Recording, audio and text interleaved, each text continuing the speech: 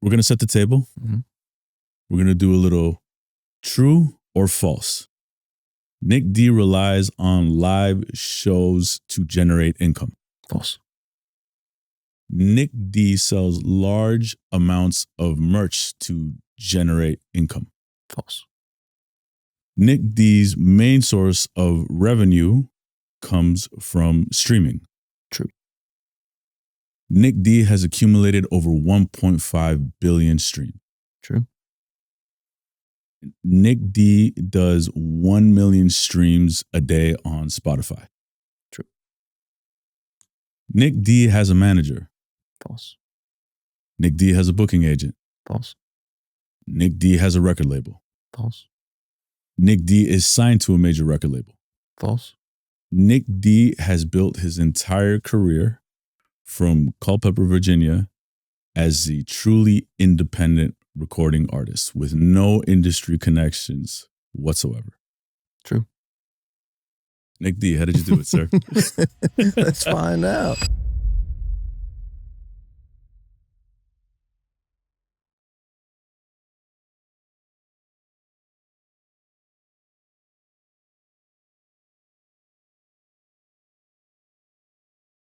The fact that you haven't done this with a manager, a booking agent, or a label, zero connections in the business, where does this start for you? How does this start? I've been making music since I was 13. Recorded my first song. You know those little voice recorders you used to use like in a lecture hall? You'd like set it on your desk, or like a detective would use. They'd set it down in front of you. Right. I Like a DAT tape? Yeah, like just like, little... I recorded my first song playing an instrumental off of computer speakers and recording it with the voice memo recorder thing when I was 13 years old. And, that was the beginning of my love for making music. Definitely started with hip hop. It was all I used to make, and then I finally found out that I can maybe do a melody here or there, and then kind of transitioned to a little more of everything, kind of all genres. But yeah, it started when I was 13, and then gave it a go as a career in 2019, like a real go. Yeah.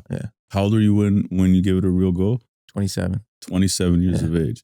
So what does that mean when you give it a real go, like a real go at this? Because what I like about that is that, from 13 to 27, you could say you put your 10,000 hours. It's not like this happened overnight. Like you were really going at it, but it wasn't full time. What changed? So in my late teens, early 20s, I wanted to pursue music as a career. And I've been with my wife since we were 16 years old.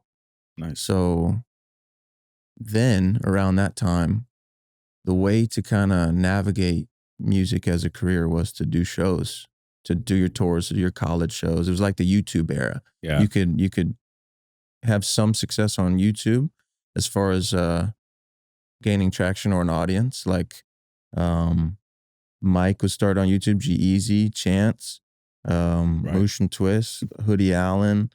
Shout out Hoodie Allen. I was just speaking to him yesterday. A lot of these, like Kyle started on YouTube's Cam Meekins. I mean, there's just like this era of YouTube artists. Yeah. And I was really enamored by that, like making music videos, making songs, and just looked like everyone was having such a good time. So I wanted to do that. And then there was a world where you still had to go do shows. So I went to speak with my wife, and I said, hey, like, I'd like to give this a go.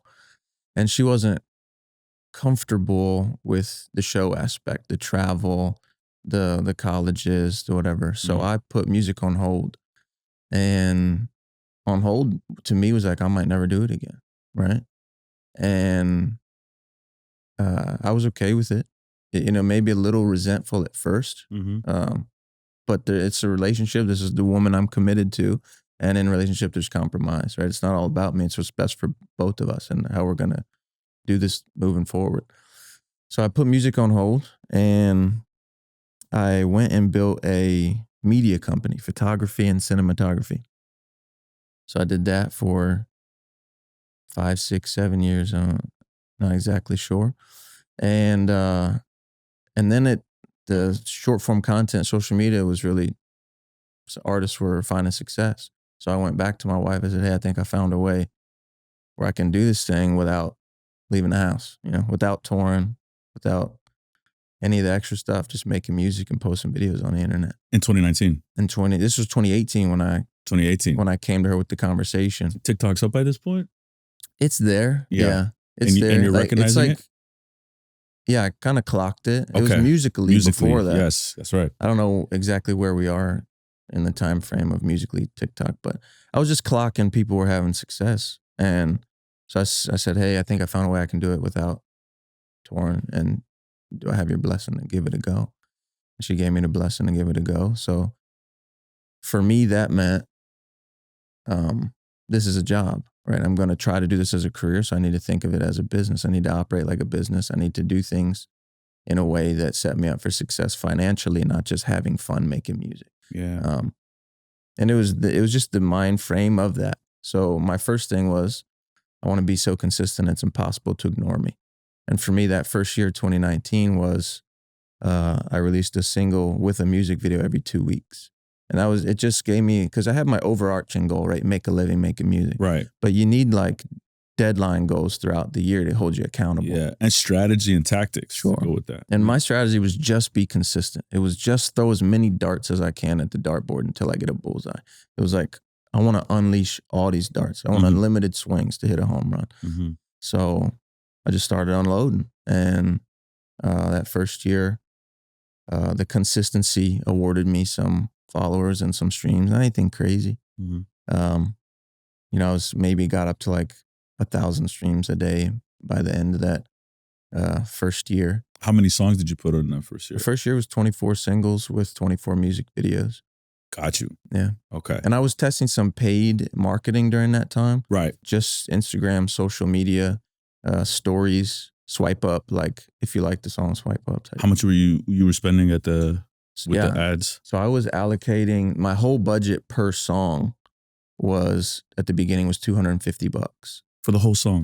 For the whole completion of the song, mix, master, instrumental, and ad dollars. Are you doing the mixing and mastering yourself? I found a guy who would do it for $50. I was buying exclusive beats off SoundCloud for $75. Okay, so $125. $125, and then I had some money left. And every now and again, I'd see a beat I really like, and it's $150, or so I would splurge. So had to ask the wife. But the mindset was, I'm treating this as a business, right? What's an amount of streams I can realistically achieve to break even on my investment? So $250, I think, is like 50,000 streams. So I was like, I think I can get 50,000 streams. And if I get, and every stream over that is now profit. And I kept my budget per song the same, unless something was reacting well with an ad. I might throw an extra $50 at it. Okay. At the ad. Okay. Something like that. Yeah. And that was my game plan first year. It was like $250-ish times 24 songs is what I spent in the first year releasing music. And so you were thinking that you could get 50,000 streams per song? Right. Just cumulatively? Well, if it cost me $250 to release a song, I want to make that money back on the streams. Got you. Not anywhere else, just on the streams. Right. If this song hits Spotify, I want to generate, which I think was 50,000 streams to break even. And you have this, some songs do better, some songs do worse. But like on average, I was like, I think I can get 50,000 streams per song and break even on my investment every time. All right, everybody, we're going to take a little break. Because if you're listening and thinking, fuck, I could really use some guidance right now, and you're serious about building your career in the music industry, I'm now offering private strategy sessions. These are fully personalized, just you and me tackling whatever you need in your career. With over 16 years of experience working with artists, managers, and brands, I can help you map out your next moves. Now, whether that's structuring your team, scaling your brand, navigating the industry, even figuring out what steps to take, whether to go to a distributor or to a record label and figuring out what are the best deal points, I can help you with your career with where you're at. You can now book a one-on-one with me through my Calendly, and you can find a link in the description. Now let's get back to the pod. Who are some of the key people that are helping you throughout? You're spending $250. So you said that you're getting beats off of SoundCloud. You got somebody helping you engineer. Mm-hmm. Is Cakes with you at this point shooting content or no? Sure. Cakes and I met in February of 2019. Okay. So I started releasing music early January 2019, or maybe late December 2018 was my first, like, the song's called Insecurities. It was the first song I put out. So during this time, this first kind of couple months, couple 3 months, couple 4 months, couple 5 months, whatever, until Cakes and I really kind of start to mesh. Yeah. I was filming the music videos myself on tripod. I was like setting a frame and having my friend kind of watch the camera, man the camera, or like I had my friend a gimbal and I say, hey, just do your best, it'll be fine, you know. Really, and then kind of hopefully make it look good and then edit, or I was kind of grinding it that way. Yeah. But Cakes and I met in February of 2019, and really that's like a really pivotal piece, is finding someone down for the cause, like just a friend that's just around to help you. And we end up launching that podcast together. Right. But yeah, he would help me with filming content and go out, and it just made it easier for me, right? Of course. And then just having someone passionate next to you that also loves to do video work. How did you finance this to begin with? Revenue from my media company. Yeah. So I mean, I started my media company and I've done a lot of different jobs. I don't know. I've always been just like chronically entrepreneurial, I think. Yeah. Like I just really love the process of building something. Yeah. And I think you have to, right? If you're going to, especially in an independent world, when you know, you have to hold yourself accountable. You have to show up for for yourself every day. No one's going to ask you to come. Yeah. I think 90% of the whole thing is showing up. But as far as financing it, I had my media company, and that was mostly weddings. As far as the revenue came from, I did do some small business, promotional videos. I did some, the town where I live in, I had a kind of a retainer where I would go out and film tourism content for the town that I'm nice. from. Okay. So the revenue came from, people say, oh, well, you own the company. Yeah, well, I also own the company. I built it from the ground up the same way I did, So like people will look for the excuses to why they can't do it and why you do it. You had a business. Yeah. I'm like, yeah, that I built from, scratch. I built from scratch. And there is an outlier there though. So when I said to my wife at first, do I want to do music? She said she wasn't comfortable with it. I went and built a media company, which just so happened to be all the tools I needed to do my next go at music, right? You walk into a era of music where you can't do it without content. And I just spent 5, 6, 7 years of my life learning how to make great content. And it just kind of like, I'll leave that one. That was God for me. Like, that was, for me, that's my competitive edge as well too, because I come from film production. So I co-founded a production company called Mad Rock Entertainment over here. When music videos, I'm aging myself here a bit, but it's like 2011, 2008, 2009, but we really get going in 2011, 2012. And we're doing, EDM is at its height. The Canadian scene is also growing internationally, and we're doing music videos for everybody from Daniel Caesar to Alessia Cara, The Weeknd, Eminem, you name it. So I had this incredible background in content. I understood it from like a production assistant to a producer to an EP to P&Ls and everything.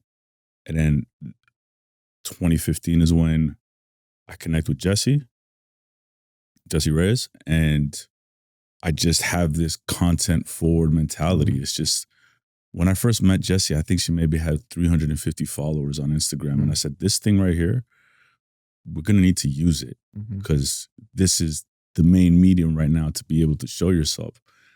And and this video gets introduced maybe like, this is like a year of video on Instagram.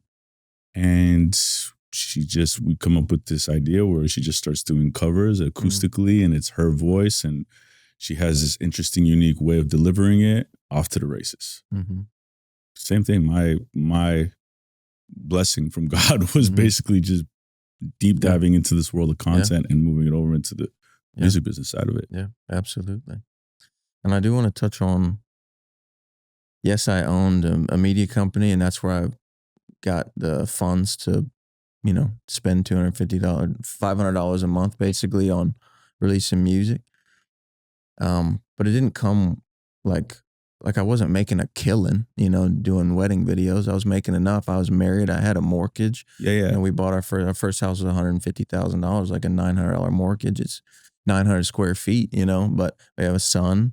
So it's not like I'm raking in the dough and I'm using this money to grow. It's like I have money, but I also was making, I think a lot of music business, if you're going to do it independently, is mindset. Yeah. Like you can probably go check most of my music videos from, the 2 years of 2019, 21, I'm probably wearing the same pair of shoes in every video. It's just, I wasn't spending on unnecessary stuff. Instead of buying a new pair of shoes, I was buying another beat.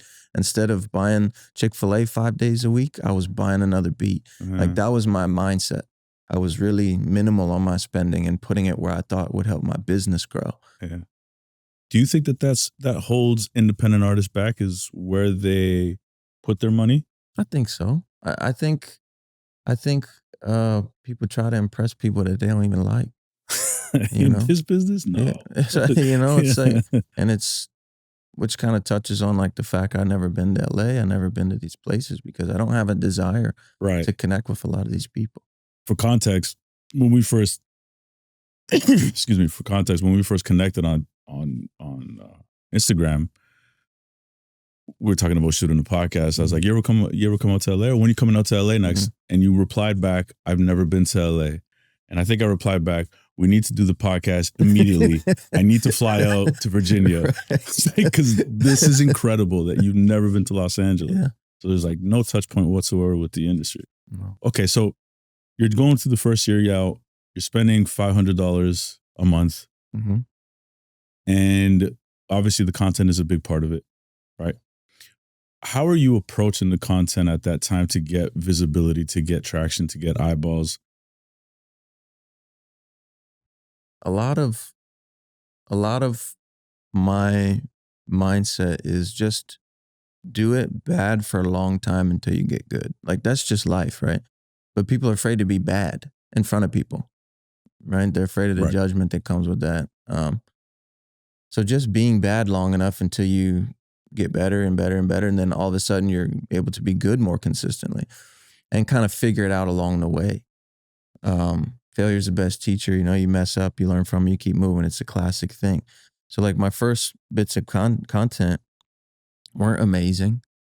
And then there came a time where COVID hits. Right. And my photography business is shut down, quarantine.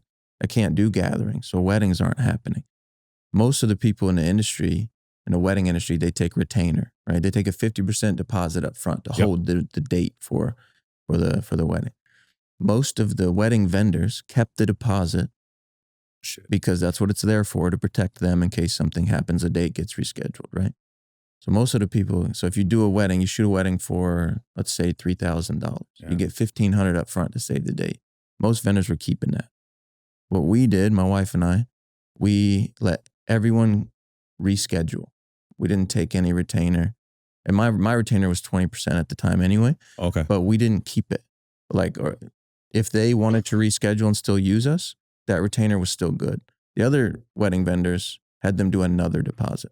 And then, so they would keep that retainer. So that year we had zero income. We let everyone move their day because it wasn't their fault that COVID hit and they had to reschedule. So we removed everyone's date from our year to next year, rescheduled everyone. We lose all our business. But what it did was it gave me time to do music and to figure out content. And we ended up selling our house. And I used some of that funds that we had, that kind of retainer, to also keep the $500 a month thing going. Can I ask you, if you don't mind, did you sell the house because financially you needed? We lost business for a year. It was, and kind of in COVID, it was like, for some reason, houses were selling also in COVID. It was crazy. So it was like the zero interest rate thing. Yeah, we don't have any revenue coming right now. And so what we do, we sell our house and then we move into my mother-in-law's basement. I need a place to record. Now I can't kind of leave my house because it's all quarantined. And so I have a Honda Odyssey, a minivan, and I find out there's an outlet in the back of it. So I lay all the seats down in the back, and I have a box of like sweatshirts in there, and I sit on it, and I plug my laptop in, and I start recording in the back of my minivan. And that became my studio, was the back of my Honda Odyssey. And then I built like a makeshift desk, and I ended up getting a little round little ottoman that I sat on from Target. I set it in there, and I made probably 50 masters in the back of my minivan for a long time. Anyway, that catapulted the content. It's called my mini jam sessions. Yeah. And I started filming these little mini jam sessions in the back of my minivan. And that was my first video that got 1 million views was one of those mini jam sessions. Mm-hmm. So something that was born out of necessity came my first 1 million views. Mm-hmm. So, it just kind of, but you talked about excuses before. It's COVID. I don't have anywhere to record. I guess I'll wait until quarantine's up. Right.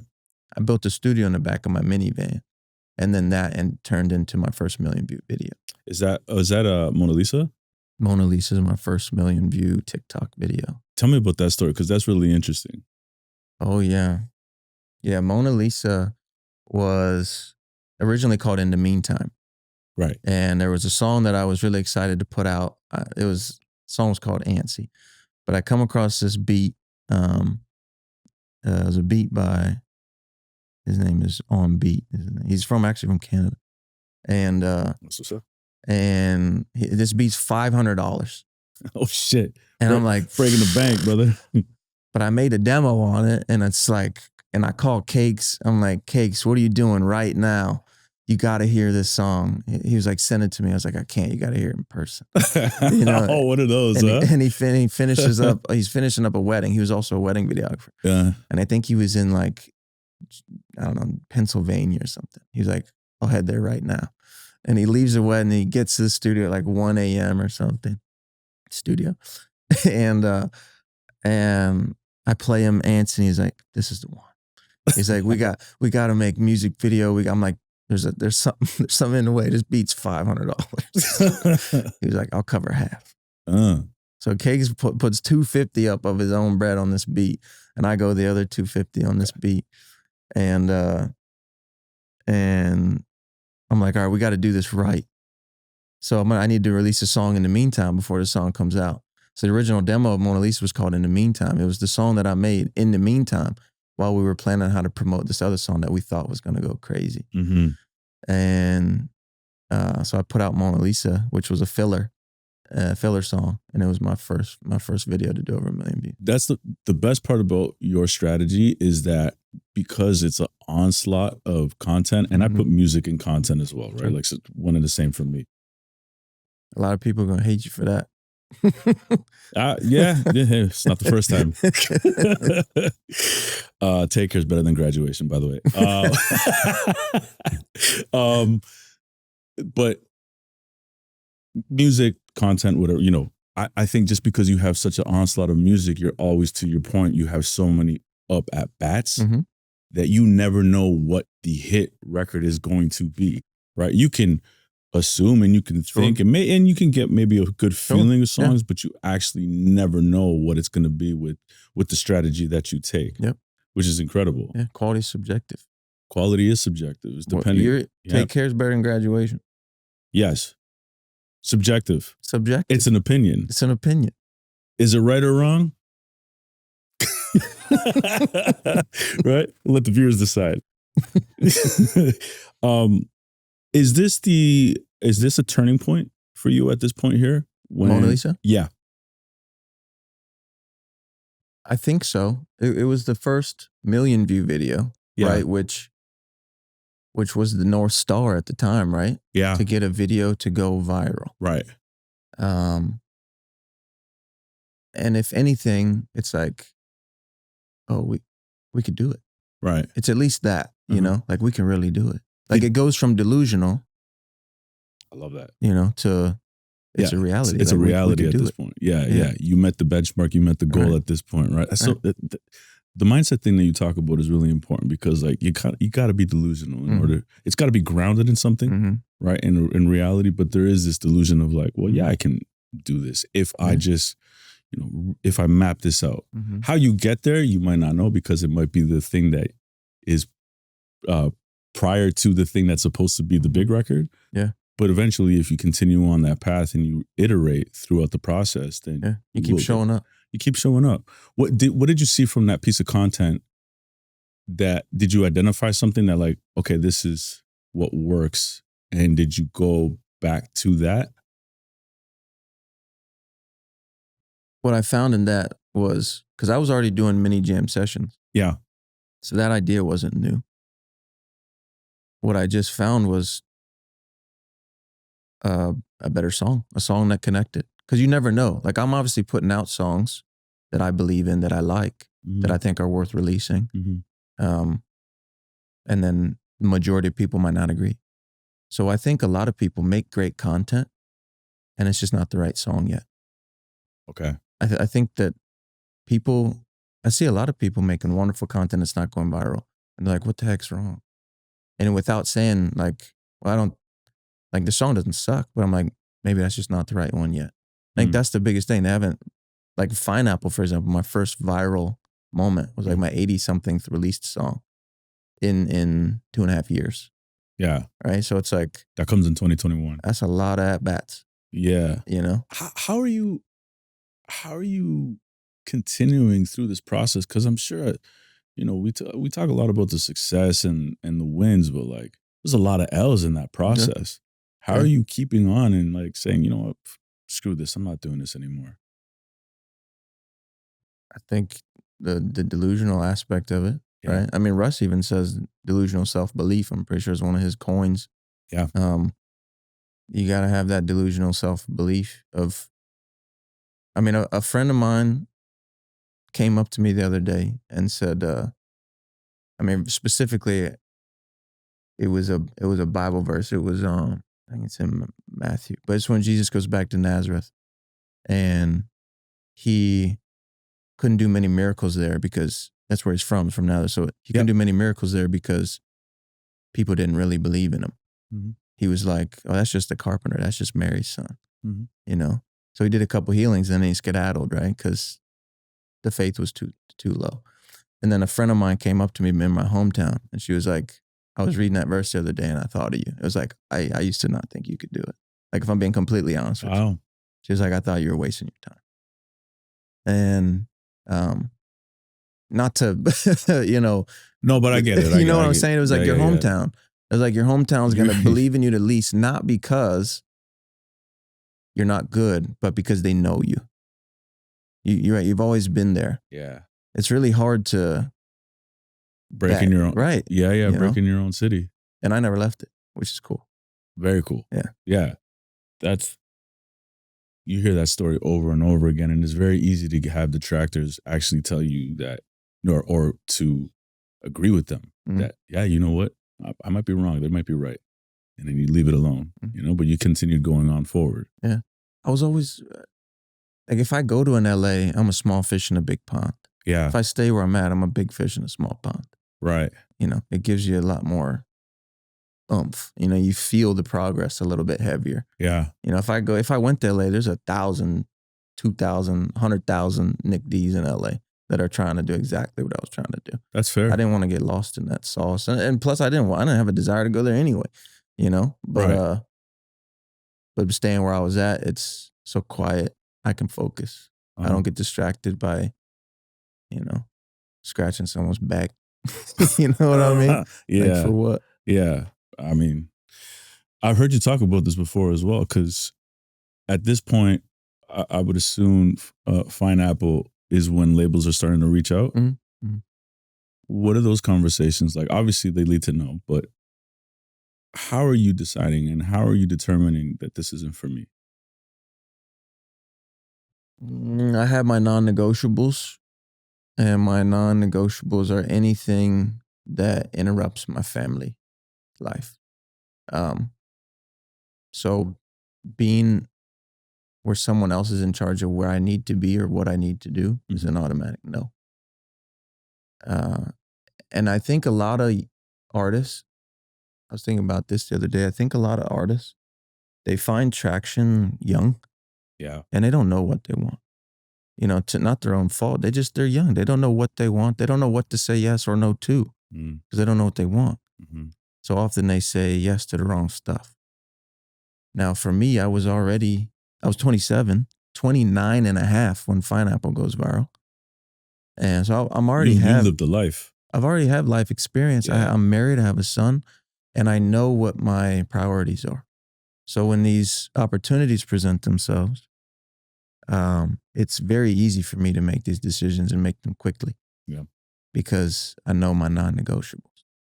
And do you also know the non-negotiables because you're seeing the revenue that's being generated? Walk me through a little bit of like what the math looks like, because obviously you're an entrepreneur. Obviously, you know your business. Sure. Most artists don't know their business. That's the thing. And so you really understand this. So how are you looking at the figures and the numbers that they're coming to you with?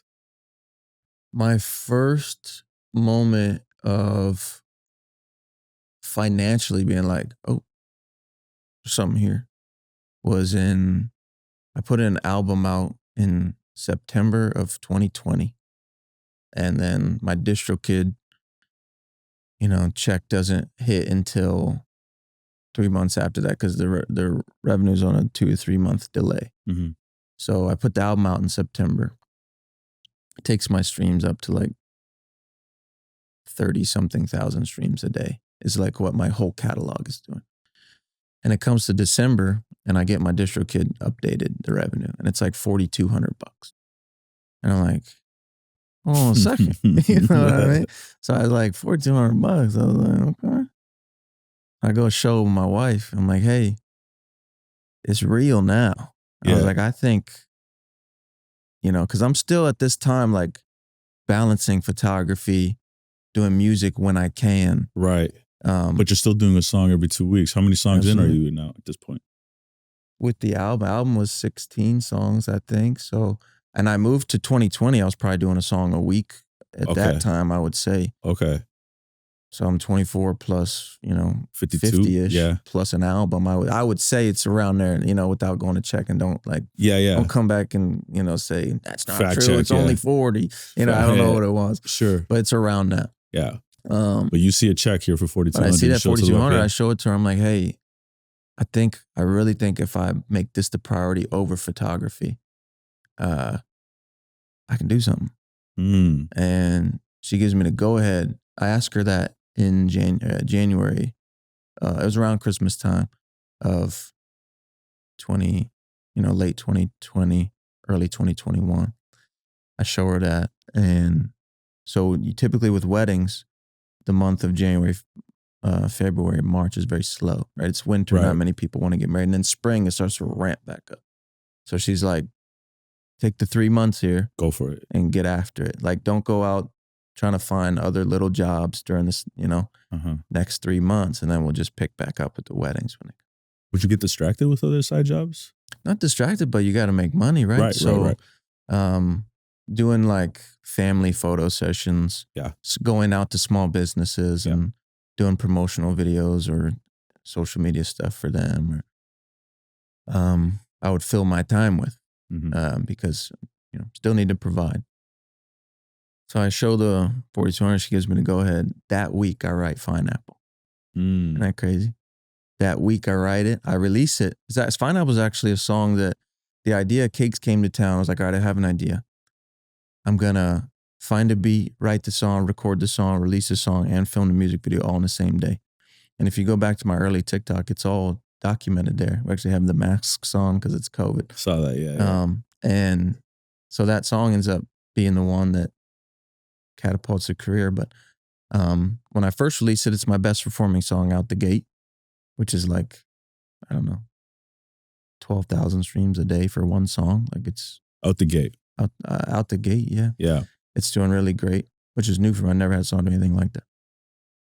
And then I just kind of let it sit, and then it starts to get warm out. And I feel like, this is a perfect summer song. I should bring it back to life. I post a couple pieces of content. It reacts well. And usually for me, react well just means do better than others.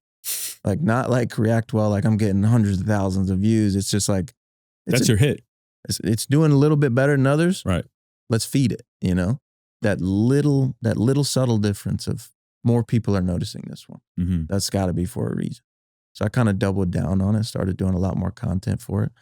And then in May of 2021, I get my first like viral video, like, 7 million views or something.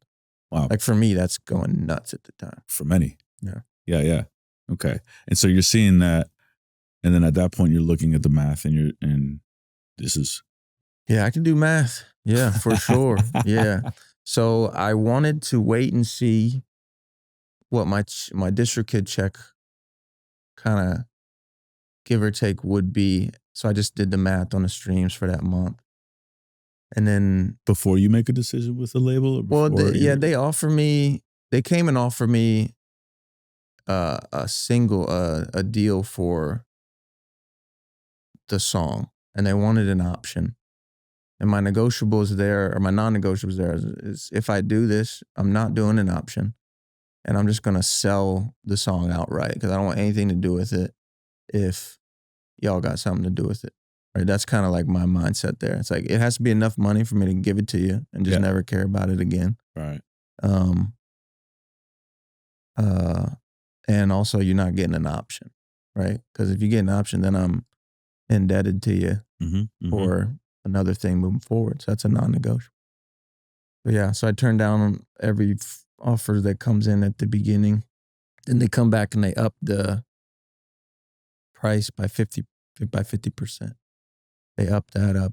And so what I end up doing there is, and they take an option off. So now I have this offer in front of me of, more money than I paid for my first house, for one song. Yeah, real money. And no option. Yeah. So it's for them to own it? For them to own Fine Apple. Okay. So I sell it. Oh, you sold it? Sold it. Okay. But that also, if I'm not mistaken, it came with the caveat that you couldn't put out any music for 3 months, right? 90 days. I agreed to 90 days, which in that time, my podcast, The Freddie Show. So it's like, that's another thing. You just keep moving, right? Momentum fuels progress, right? An object in motion stays in motion. You got to keep moving, right? There's either increasing or decreasing. There's no just staying right there, Real shit. So during that 90 days, I'm like, all right, what can I do for 90 days? Right. So I'm making a ton of music, but I start going hard on The Freddie Show, which is that comedy podcast with my friend Cakes. The first month of that show, we get 1 million followers. Oh, wow. On TikTok. Oh, wow. And that's keeping me relevant. Yeah. A lot of people who do these little label things, you don't hear from them and then they're at the height of momentum. Yeah. And then they decrease because the momentum stops, right? The momentum is what is fueling the progress. You have to keep moving. Yeah. And what's crazy is a lot of that comes from the label where. Yeah, for sure. It's, as you mentioned, a lot of artists don't necessarily know how to go about putting out music. What's the right thing to do? What's not the right thing to do? And the label will say, let's slow down the brakes. Let's, get music ready. It's crazy. Yeah. Crazy. Yeah, I remember that happening to, what's his name? You could run the gauntlet on names. Yeah, you could. Yeah. I don't know if they're just like sweeping up competition. You know it's what I part mean? of it. I think it's part of it. There's always that like conspiracy theory, but I think that is part of it sometimes for sure. It's like, if this doesn't work. Yeah. And I think the other part of it is just that there is a major record label will have anywhere from like, let's see, 70 to 120 artists, right? It's a very odd number to say 70, but yeah, let's call it that. Yeah, let's call it 100 artists. A lot of them are all active, right? So you got one product manager that's managing 20 artists. So that product manager doesn't even have the ability to actually think of some of the baby or mid-level artists. All your attention is the one that's generating the revenue. So therefore, the other one's kind of just left floating. And the artists and the managers sitting there thinking like, well, what are we doing? What's going on? Right? Or they'll try to figure it out themselves. They're in limbo. Or they're in limbo. Because they can't do anything. Because someone else is now in charge. Yeah, exactly. And then they get stuck.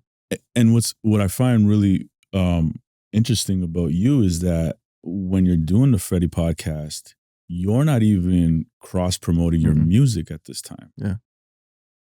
That was intentional? Yeah. How come? I believe people care more when they find it and less when you tell them about it. Okay. So making sure that I'm consistently in front of people, right? Be so consistent it's impossible to ignore you. I'm going to be there. I'm going to be in your face. But I don't want you to ever feel like I'm selling you something. I want to always feel like I'm giving you value, right? Give more in value than you take in payment. And for me, payment is views, right? Audience is currency. So I want to make sure I'm giving more people value in the content that I'm putting out than what I'm receiving in views, right? So in that scenario, right? If you're running a business, you want to do it the same way, right? Like if you're the guy working, you're the janitor at the place and you have an 8-hour shift, but you put in 9 hours, people are going to notice. Right. Right. You put in 10, they're going to notice. You check in on somebody, hey, you good? Your trash good? They're going to notice. So it's those little things. And then all of a sudden you're working your way up in the company, right? It's just this, it's the same vibe. When I ran my media company, I would stop in on businesses on the street on downtown Culpeper just to check in. I would purchase things from them. How are you doing? How's business going for you? Never mention I'm a photographer.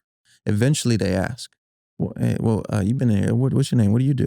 Oh, my name's Nick. I do photography and some video stuff. Oh, cool. Don't give them a business card. Don't do nothing. But next time that they need a photographer or a videographer, the only person they're going to think of is the person that made them feel good. They're not going to think of the person that stopped by cold, dropped off a business card. They're going to think, oh, wait, what is it? Nick does video, right? I love that guy. It's the whole, like, it's just being kind. Like, it just boils back to being kind. But if you put these kind of strategic thoughts behind the kindness, you can understand why it works. But being kind will just work, in general. Yeah. And that's that approach you also took to releasing music. You never told anybody. Walk me through that. You don't say new song out now. Yeah. Right? So give me the specifics of that process there. One, you see that and you don't know me. Yeah. It's an immediate ad. That's an advertisement. Get that off my, and I think people approach their content very selfishly. They only are posting for what they can get, right? They're not posting for what they can give to the viewer. And I've probably said this before, but imagine right before this podcast, you sit down in the toilet, you got 5 minutes, you're scrolling TikTok or Instagram Reels, right? That's the guy or girl you got to impress. They got 5 minutes, they don't know you, and there's a better video one swipe away. Right. How do you get them to watch your video? One, don't make it seem like an ad. Don't try to sell them something, right? Two, provide them value, and you got to hook them in the beginning. And value is just entertainment, right? People aren't entertainment apps. You have to entertain them. Yeah, it's not music apps. It's not music apps. It's entertainment. No one's there to find music for the most part. Especially now. No one really cares about your song. So you got to make them care about you. One, how do you make them care about you? They have to like you. Do people like you when you're trying to sell them something? No. Yeah. And so somebody swipes, they see what you're doing. And they like it. How are you telling them this is a song that I have out without telling them? So I would wait for someone to comment, is this song out? And originally you could pin comments on TikTok. You can still pin them on YouTube Shorts, and you can pin them on Instagram. But for some reason, TikTok doesn't want you pinning comments. They probably heard my interview. I'm kidding. No, I would wait till someone commented, hey, what song is this? Is it out? Yeah. And I would pin the comment. And I would say, yes, it's blah, blah, blah by Nic D. So when people... From your own account? From my own account. Yeah, okay. Yeah. But when people see, I'm just answering a question. I didn't shove it down anyone's throat. I didn't, at the end of the video or at the beginning, I wasn't like, go stream my song. Right. And I would always say like, oh yeah, it's out. If you want to check out the whole thing, it's blah, blah, blah by Nick. And I leave the choice up to them. It's always like, if they go do it, it's because they chose to, not because I asked them to. I'm not going to ask you to do nothing, but if you choose to, I mean, it's the same with most relationships in your life, right? Somebody come to you and they ask you to do something you don't want to do, you're a little standoffish. Yeah. But Yeah, it's but if true. that door is open for you to be the good guy, Yeah. for you to be the one to go help this person, and it's your decision, You're gonna you're do more it. willing to do it. You're more willing to do it. Yeah. Yeah. That's, I love that approach, man. I think about that a lot too, because I always, to your point, I'm like, yeah, whenever I see something that says like out now or dropping tomorrow, I see a date, I'm always like, does that really engage well? Does that really do well for the artist who's doing that shit? I would be thinking about, Only if you got diehards. yeah. Or Or not like, many people got diehards yeah, at this day and age, especially a new artist. right. If you got them, it'll work. Yeah. It's rare. Yeah. So this is the strategy that you're doing. You're basically implementing a strategy of like, I want you to discover me. Yeah. Yeah. I'm giving you the opportunity to. And so when people are either watching or listening to Freddie, and now they're discovering your music, they're putting 2 and 2 together because they're like, oh, that's the guy Right. that is on that podcast. I love that podcast. Oh shit, he makes music. Oh, he's actually dope. Oh, okay. Yeah. I'm like twice as invested in this person now. That's the outlier. Yeah. It's on the podcast. It was just me. Yeah. And if you like me there, you like me. Right. Right.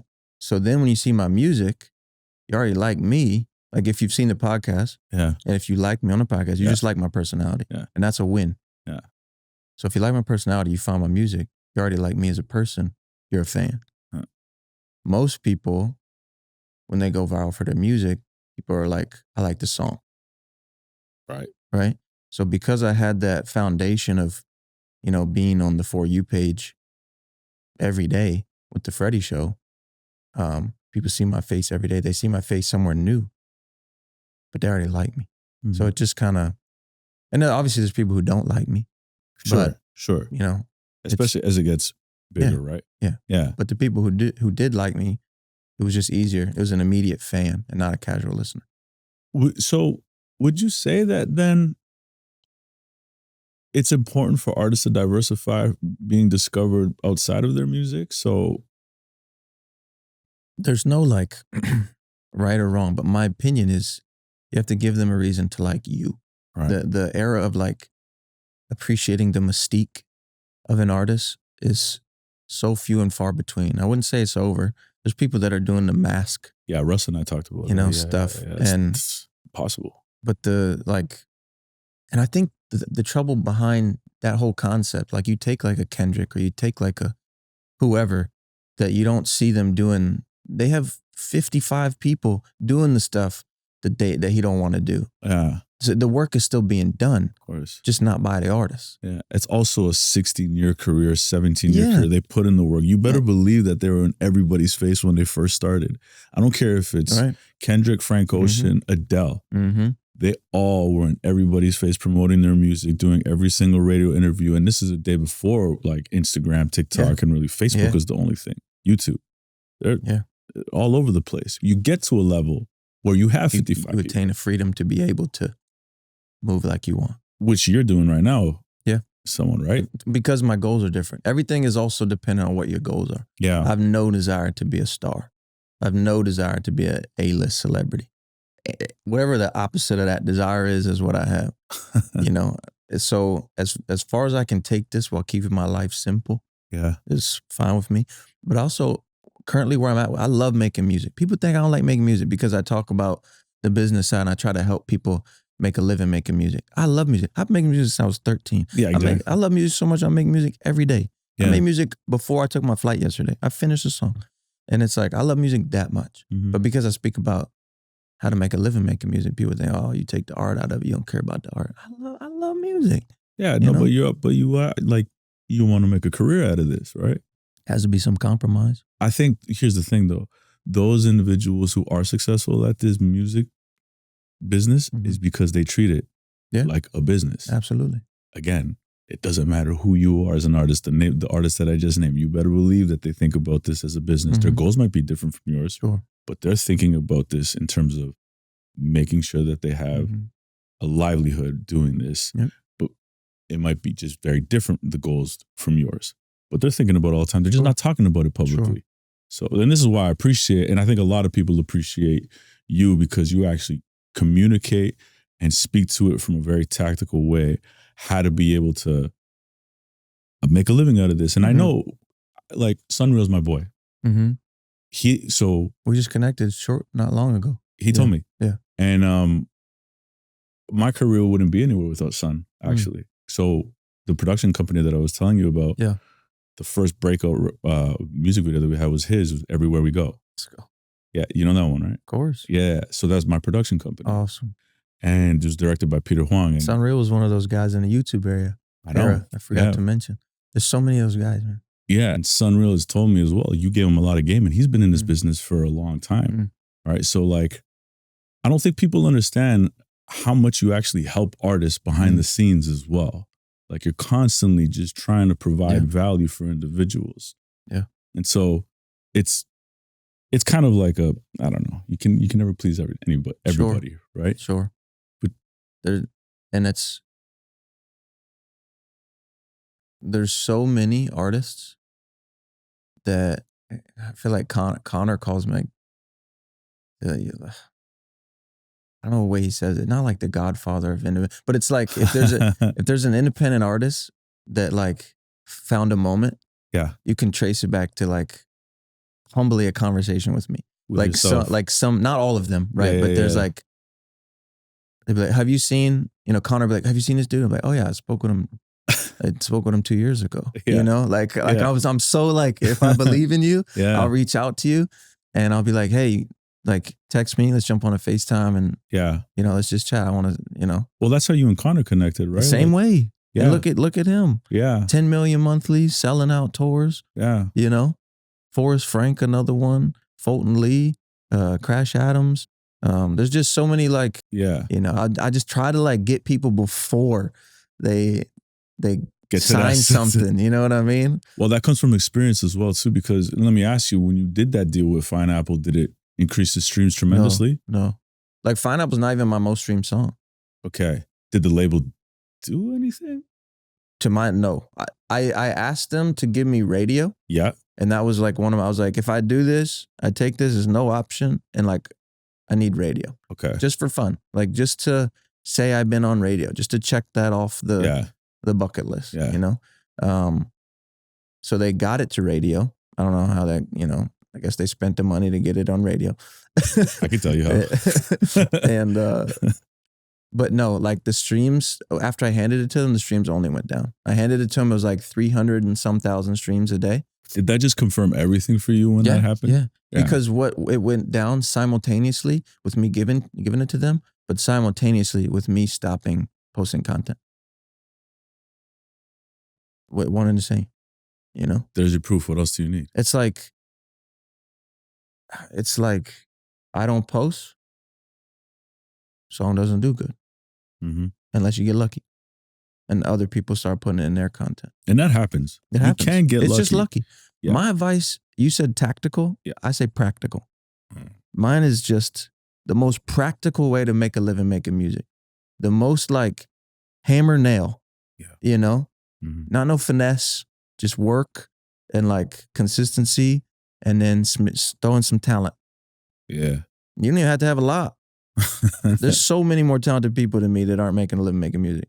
Right. There's more people talented than me. That are more talented than me than are less talented than me. You know what I mean? And I'm doing okay. But it's just because like the consistency. Yeah. And showing up every day. Yeah. And during that time, I get better. How important is that mindset, man? Yes, I think it's the thing. Yeah. If you don't have it, what you got? Nobody's going to knock on your door in your bedroom studio and be like, hey, don't forget to post. Right. Right. That's you. Yeah. I always tell people, if you can, try and do a sales job. You had a form of that. Basically, entrepreneurs all kind of dabble in sales, but I say if you can, do a sales job and do like a direct door-to-door job because you will get so many no's, but that builds very thick skin. What I think is really interesting is a lot of artists are very passionate about working on their craft and they will do it every day. They will get so good, but they will put off working on themselves. And I think you have to work on yourself more than you have to work on your craft. Yeah. So for me, I mean, that was, What does that mean? Working on yourself. let's call it reading business development books. Let's call it watching your podcast instead of a movie, right? Let's call it Freddie for Artists. Freddie for Artists, watching that instead of watching or playing Fortnite. Yeah, whatever it is, it's like you have a choice. And greatness is in the moment of the decision, and in every moment you face a decision. Do I watch Netflix? Do I watch a manager's playbook? Do I play video games? Do I watch Freddie for Artists? Do I go to Chick-fil-A? Do I buy a new beat? Like, there's a decision in every single moment. And it's I call it, it's not equivalent to sin, but sin feels like freedom until you try to quit. Say that again. Sin feels like freedom until you try to quit. Jeez. So the same thing applies to just the bad decisions people make every day. Yeah. The decisions that aren't in line with what you want out of your life. Right. It's easier to make those decisions until you try to stop making those decisions. In the decisions that you're making, when are you, if I can go back to just to the audience side of things and building that audience and cultivating the audience, when are you actively now bringing these people, I guess, more into like, best way I could think about it is the bottom of the funnel. You know, when are they, how are you getting this audience loyalty? Mm-hmm. You know, how are you building your audience? Are you using a Discord? Are you using a Layla? Are you using a community app? No. Okay. No. My whole model is just bring them value and be kind in the way, whether that's responding to comments, DMs, just being kind. I don't have a funnel. I'm not selling anybody anything. Every now and again, I'll drop something. I drop some vinyls, and then, you know, I only did 400 vinyls, but they sold out. You know. Yeah. I signed every one of them, and you know, I listed them for $65, I think, for a signed vinyl, and 400 of them sold out. So that's people still showing up. Yeah, absolutely. I'm not trying to like take advantage of people. I'm not trying to. It's like, I'm going to give you this option. I'm going to let you know that there's 400. I'm probably not restocking them. If you want it, cool. Go grab it. Yeah. You know? If not, all good. If not, it's okay. Yeah. And I'm just rarely selling people something. And I think that has people that, you know, some form of respect for you, for me, like, for sure. This guy's just giving and giving and giving and giving. You don't ask us for nothing. Yeah. I think people will stick around. I don't know. Yeah. Gary Vee talks about jab, left foot. Just thinking about that. I was just thinking about that. Yeah. But yeah, Gary Vee is, say what you will about him. And I think you're missing a lot of gems if you're not listening to what Gary Vee is talking about. Sure. It seems simple. Yeah. Too easy. It's too easy, right? Yeah. But it's the practical. It's the work. Yeah. The hammer, the nail. Yeah. It's not no screwdriver. It's not no drill. No, not whatsoever. You know? Your goal early on too was you were trying to get to 1 million streams a day. Yeah. Right? Yeah. That's the last goal I had, by the way. That's it. That's with music. That's the last one. Okay. I haven't set a new one since. So now you're on free time. Now you're just... I've been on the point of beating the games to be free of it. Is that why you're... I don't post much content. You don't... Yeah. Okay. I don't have no goals. If I really, really like a song that I put out, I'll put a piece of content for it. Yeah. I have to really like it. Right. At this point. How long has it been like that since? Since I wrote my book. November 2022. Okay. So for a few years now. I hit that goal in October, I think, that 1 million stream goal. I was with Connor, actually, when I checked my stats, and I was like, I did. What'd that feel like? Great. Yeah. Great. You know, I'm typically pretty detached from result. Like, I don't find my joy in the result or my value in result. But it feels good to meet something that you work really hard for. Yeah. It's all good. Yeah. I say that all the time. I say, you know, detach from the results. Mm-hmm. I say, like, do not be result driven. You will drive yourself crazy. You know, and what is the point of having that risk, the getting to the result? More times when you do get to that, you feel like it's going to be different. if you have this expectation of it. Right. But really the exciting part is the journey. Absolutely. It's the work. That's the fun part. That's the figuring it out. Yeah. Why is it working? Why is it not working? What can I do to make this process? Who can I bring in to make this process a bit better? Whether it's working on yourself or working on your music. All right. And to your point, it's okay to fail. Like this business in being an artist in today's day and age, you're building in public, especially as an independent artist, and you are failing more times than not. But I always say this, I say, look, if a piece of content fails or a song fails, that's okay. It just means nobody saw it. Yeah, literally. literally nobody, no, it's not figuratively, literally nobody saw it. Go again. Yep. Do it again. I'm on that same page. There's a little excerpt in my book, and this thought hit me while I was filming. What's the name of the book? If You Don't Want It Bad Enough is what it's termed. And it's just my thoughts on how to practically make a living making music. But this thought came to me. I was in Switzerland or Austria, and I wanted to film a piece of content for Minefield. And if you read the book, you know what I'm talking about. If you haven't, it was like a town square in a sense. And I don't know if you've been to Europe. Yeah. But it's like walking cobblestone areas where there's just people walking around, no cars, Yeah. And I was like, why would these people film this piece of content? I'm like the American. I don't want to go out and film this piece of content. And then I had this thought. I was like, what if somebody walked up to you and said, I'll give you $50,000 to go film that piece of content? I'm going to do it, right? Right.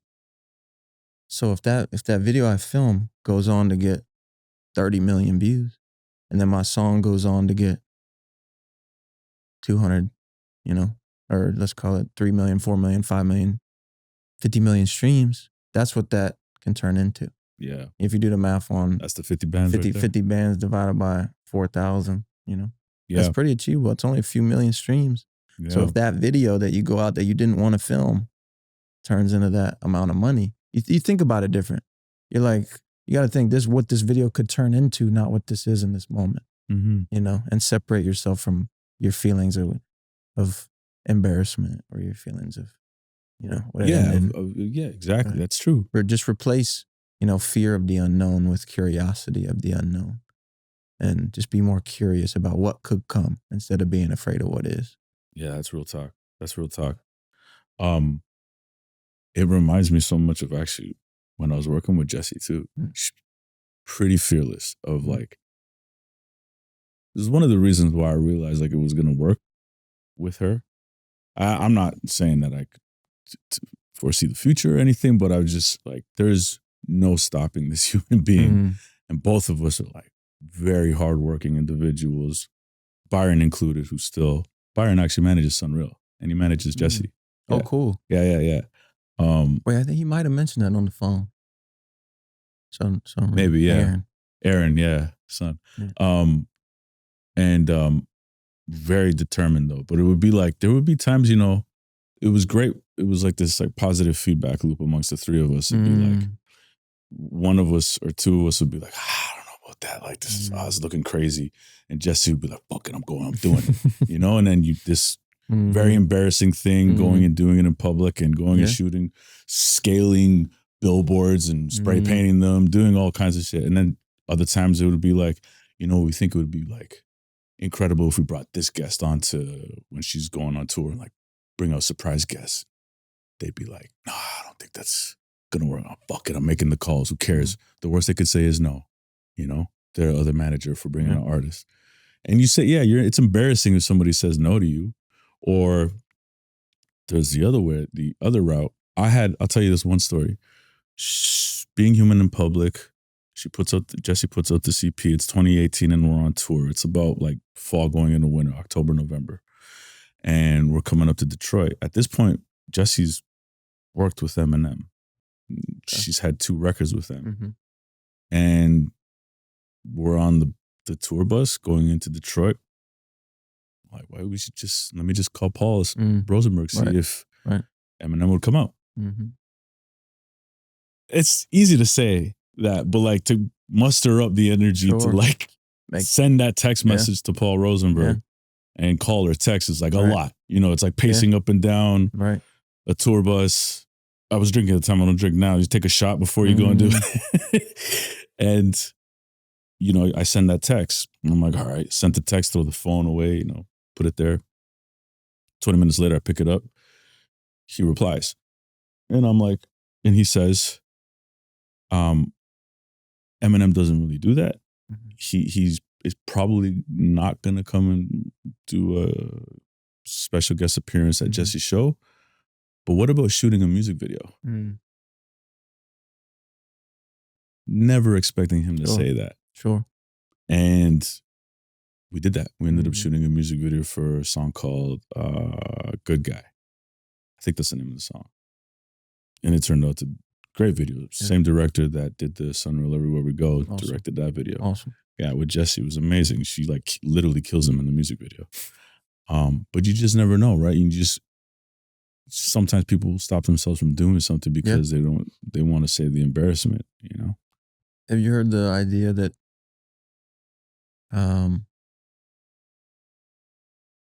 right, people are afraid of no's, right? Yeah. Well, why they're No, they are. But what if I told you you were 30 no's away from your yes? Exactly. How excited would you be for every no?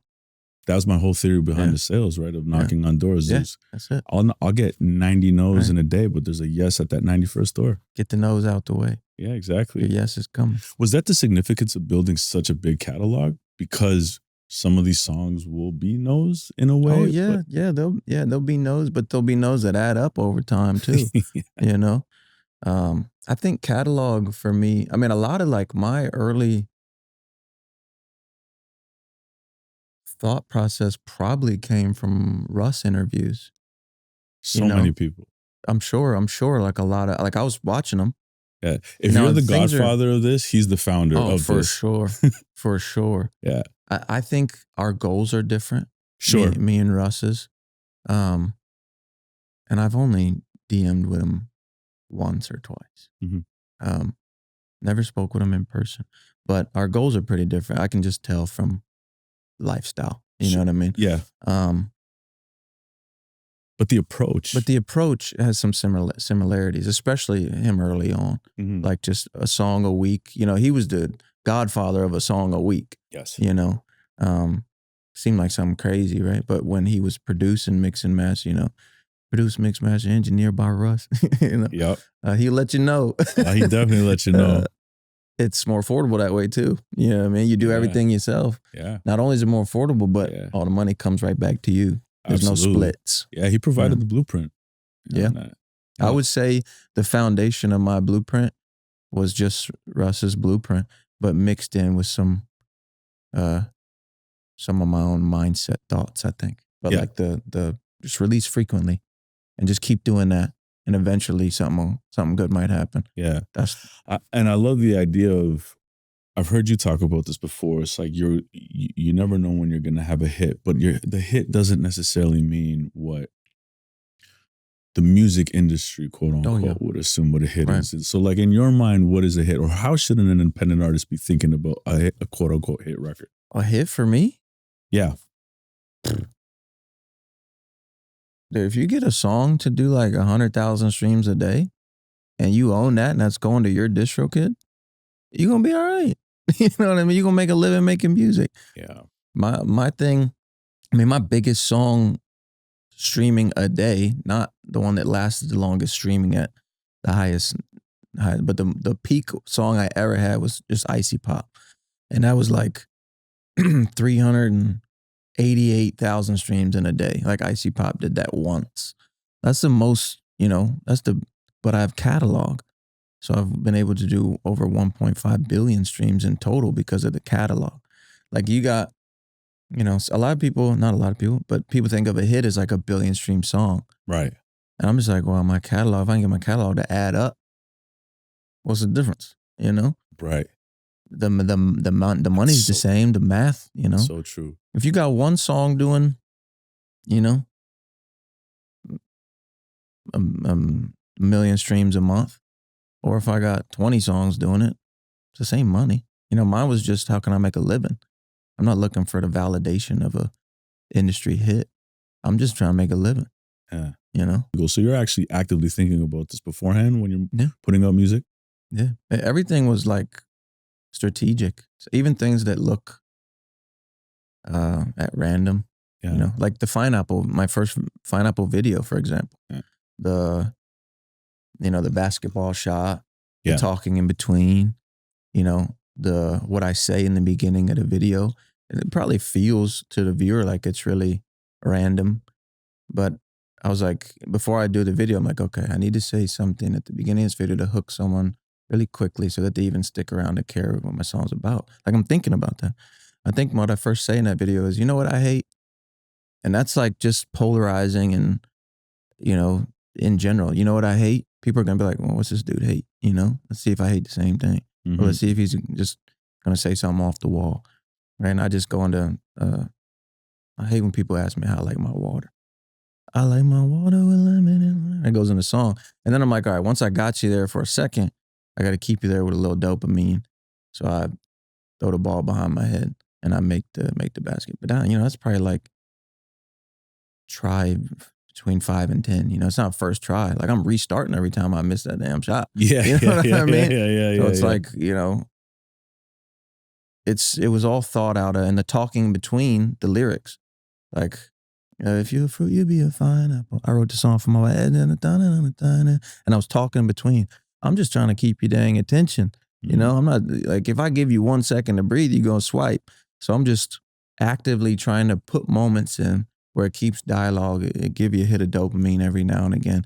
And then if I hold you long enough, you'll stay because you're invested. Mhm. You know, if you make it to 15 seconds of a video, you'll stay for 30, you know? Right. So if I can get you to halfway through, it's pretty rare that you'll leave from there. You've already given me your attention. Yeah, that's the win right there. Yeah. An artist is good at making content, good at making music. What should they be thinking about first? If you want to make a living and you don't have no foundation yet, the content. Okay, let's piss off some people. I know. That doesn't mean you can't make the other songs. Right. You feel me? Okay. Yeah, of course. Break that down. The idea comes from, because if you want to make a living, this is what this advice stems from. If you want to make a living, and if you're watching this podcast, you want to make a living. So stop lying to yourself. You know what I mean? It's the only reason you watch the manager's playbook. You click on this isn't for the hobbyists. This is for the ones who are trying to make money. Yeah, earn a living. So you think of a good content idea, right? If you're an artist, study content creators. Don't study musicians. And study Mr. Beast, right? Go study these people that are proven to go viral more often. What are they doing? How are they making people stick around? Patty, Colin and Samir. Just go watch that stuff. Stop watching your artists talk about how they write songs. Like, you can write songs. Anyway, so let's come up with an idea that I feel is good for content, and then let me write a song that fits this idea. That's the most efficient way to kind of go about the process. You can do it the opposite way. You can make a song and then rack your brain on, how do I fit an idea for content to this song? The easier way is to think of the idea first and then put the song after, right? Think of the entertainment and then write a song to fit. You know, it's kind of like you filming a Netflix show. It's tougher to find a song to fit than it is to have a song made for the show. You know, like Maverick, Top Gun Maverick.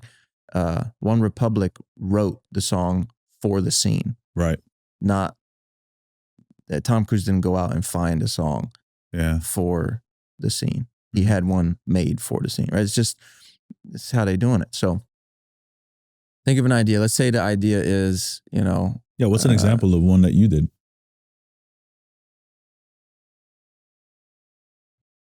I was like, I want to incorporate in a video me juggling, because I can juggle. I haven't done it in a video. How can I incorporate juggling? I was like, I'll juggle some lemons, and then I wrote a song called Lemon Lime, not Pineapple. I wrote a song called Lemon Lime to fit the idea that I was going to juggle lemons in the song. So like something like the hook for me was people might stop because I'm juggling at the microphone. Right. That was like my idea initially. Now, did that song crush or did that video do good? I don't remember. But that's the thought process, right? You're still gonna, fail every now and again. But I think the chance is better if you set yourself up for that success and kind of instead of going about it the other way and hoping for the best. Yeah. Are you also, because you also generally have this mic setup, beautiful background. Lately, that's my bread and butter. Yeah, that's the bread and butter. How important is that consistency of a look when it comes to the content? I do think it's important. I haven't thought about this aspect actually. Okay. In this way, but I do think it's important. Like you think about Connor and his skits originally. Yeah. Things in the studio become characters that people are familiar with. The setup, the pictures on the wall, the set is a character in a sense. People remember it. They're like, oh yeah, this is a Connor video. Well, like that, right? Him having his weird brother come in and act, and then you got whatever. It's like they become characters. Yeah. I think when, like for me, that era of me doing the in studio videos, like Fine Up when I make the thing behind the head. Yep. There's other videos in that era. When I moved studios, those videos stopped hitting the same. I had to pivot. Really? Because the set changed, the scene changed. It was like starting from scratch. And were you able to identify that immediately? That was one of the reasons? Yeah, I noticed. Wow. And even when I watched the footage back, I'm like, this don't hit the same. And so I was like, all right. So then I changed to going, setting up a microphone. And I was doing it also at the same time, but mainly focusing on setting up a microphone in a place that looks beautiful. And so in a time where I was really grinding content, where it was more on, speaking, the hooks, dopamine, entertainment, I had to switch because I wasn't in love with that anymore. The idea of like making that kind of content. So I had to go to something simpler, something I could replicate and still grab attention, but doing it in a different way. So now hopefully I'm grabbing attention visually. The quality of the camera that I'm using is a visual hook. The scene is a visual hook. Me talking in the beginning of a video is a hook where I'm just like, yep. I might even not say nothing. I might say like, and then I'll start singing. Yeah. I'm a real person now. You're breaking the fourth wall. I'm breaking that fourth wall. I'm a real person. So that's a little hook. And then I'm just relying on, hopefully I wrote a good song. Yeah. I wouldn't tell people to go out and do what I'm doing right now. As far as like standing somewhere and just singing your song, because that relies on hopefully the song being good. Right. And since quality is subjective, you just don't know. Right. But you can use a great piece of content to make a mid-song good. You're the first person I ever heard say that. Yeah, like legit. I've never thought of it because I used to do music videos and I used to always say like, some people would pay us to do music videos and we're a service company and be like, all right, cool, whatever, man. I'm like, but this song's ass. Right. And I always used to say, well, you can never make a great music video a good song. Like it's just impossible. But I hear you say differently. Yeah, cause I mean, like I said, there's a lot more people way more talented than me. Yeah. So these are great musicians and great songwriters. Right. I do not put myself in that. I might put myself in a pretty darn good songwriter category. Yeah. But I'm not a great singer, right? Like I'm okay. I feel like I'm a pretty good rapper, hip hop artist, but like there's people better. Sure. That are not making a living from it, right? So I say, and that's from just experience, and it's hopefully objective, but it's like I'm not as good as you are, but I'm in a way doing better. Right. By somebody's metric, I'm doing better. Sure. Yeah, because the results are showing themselves. Because I think I'm just doing content better. I'm doing business better. And this is more me speaking like a couple of years ago. I've taken a little bit of a content, break, but there's a reason for it. And it's not because I'm more talented than you. It's just because I'm doing something different than you are, a little bit better. You're paying attention, like you said. Like you're not you're not listening to the advice of an artist because they're not really providing you advice on how to get the exposure of content. Maybe it's gatekept. Maybe they don't talk about it often. You're listening to creators. You're reading business books. You're doing a lot of the work that most people aren't really thinking about in this business, right? To be able to have this success. And your organic reach then becomes much stronger, much more potent because you're now picking from different industries or entertainment. Like you said, it's an entertainment app, right? So you're figuring out these different pockets. How does that work? Okay, can I apply it over here? The other thing I want to make very clear is you don't use ads anymore. You don't pay for ads. And you haven't been doing that since what, 2020? Yeah. All right. What made you stop paying for ads? One, they don't really, I'm not going to say they don't work at all. It's just they don't, it's, one is the thing, I don't want to ever seem like I'm selling somebody something. Even if I'm promoting an Instagram ad and I don't say the song in it, I don't say whatever in it, I'm still promoting an Instagram ad. And I never want to be the ad guy. You know, I never want to be the guy that's trying to sell you something. I would say that those ads did get me a little bit of attention early on. Not in a good way, I don't think. Really? I went to Cakes was a Ryan Caraveo fan. And we went to a Ryan Caraveo show in DC. And somebody named Sari Kari opened up for him at the show. And I ran into Sari Kari, I think at his merch too. I was like, bro, you crushed. That was an awesome set. He was like, I recognize you. You're the guy from the Instagram ad. Oh, wow. And I was like, I don't want to be that guy. You know, I want to be, you know, the guy that you liked his video or the guy that's making good music or, you know, I don't want to be that. Yeah, that's not what you want to hear. I don't want to hear that. I don't want to be that guy. So I just kind of switched it. And there's just something to people finding it and less when you put it in front of them that I think is really important. Yeah. So I just pivoted. I mean, it's just one of those learning little moments. You know, it wasn't like a strategic start and stop. It was just, let me figure out what's working and do more of what is and do less of what's not. It's important to note that though, because I think a lot of artists, managers trying to break into the business, they feel like ads is everything and ads work. I need to have a conversation with somebody like that just to hear their perspective. Yeah. Who would that be? There's a few people that you could talk to about that. Promo God. Promo God. Yeah, you heard him? No. Oh, okay. I'll send you a link. Okay. I think ads, it just depends, you know. I think it does work. So Gary Vee talks about it in his book. He does put paid ads behind, he calls it strategic organic content. Russell does it too. Russell does it as well. Yeah. That's a good conversation to have with Russell. Yeah. Right. But what they'll do is they won't put ad spend behind everything. They'll just put ad spend behind the thing that's going nuclear. Yeah, what works. Yeah, exactly. Yeah. Now, what are you putting the ad spend towards? Is it to stream the record? Is it for growth? Is it for that? I don't know what determines what there. And I think my mindset was always like the ROI, the investment, the ROI. Right. It's how much am I spending on this ad? Is it making me at least that back in streams? Yeah. Because my goal was always streams. Yeah. My goal was never like brand awareness, ticket sales, merch sales. It was just streams. Right. So if this ad, if I'm spending $100 on an ad, am I making $100 or more in streams as a direct result of this ad? Yeah. Most of the time I wasn't. So maybe that's why I stopped doing it. Yeah. Let me ask you, when did you get in the black? How much money were you spending before you got into the black there? That's a good question.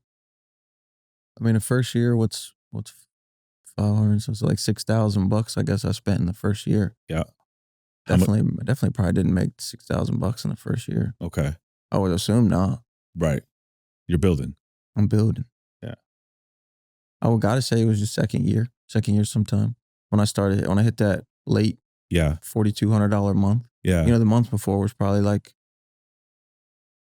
$2K. So you recoup basically your expenses in 18 months. I think so. Yeah. But it's because I kept my expenses so low. Yeah, absolutely. A lot of people spend $1,000 for mix and master, $700 for a studio session, $5,000 for a music video. You're not gonna make that back on your song. A beat, you know, yeah. You spending $10,000 to put this song out. Yeah. How you gonna make $10,000 is 2.5 million streams? Yeah. Yeah. It's just like crazy to me. Yeah. Well, if I do a music video, it's video, probably like 3 million streams. Yeah. If I do a music video, it's just because I wanted to. It's Right. not because I think this is a good investment. Interesting. Yeah.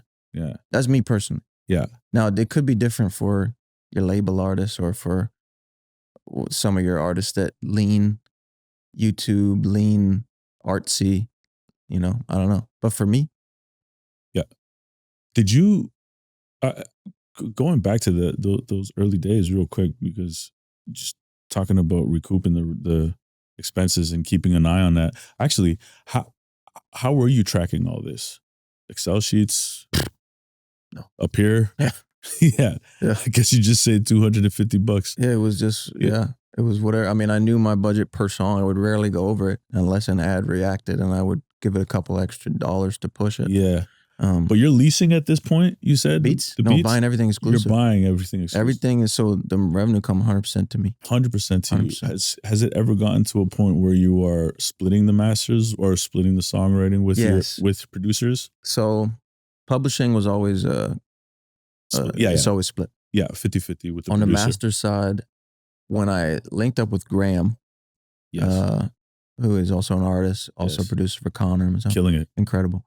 So that's the first guy I ever gave splits to, and that was just off love. Like, it was like, hey, you're crushing, you work hard, you know, you get back to me quickly. Yeah, it's like, and we're best friends. So, but at that time, it was the first guy I ever gave splits, and I was still giving like I think it was $250. Yeah, for beat.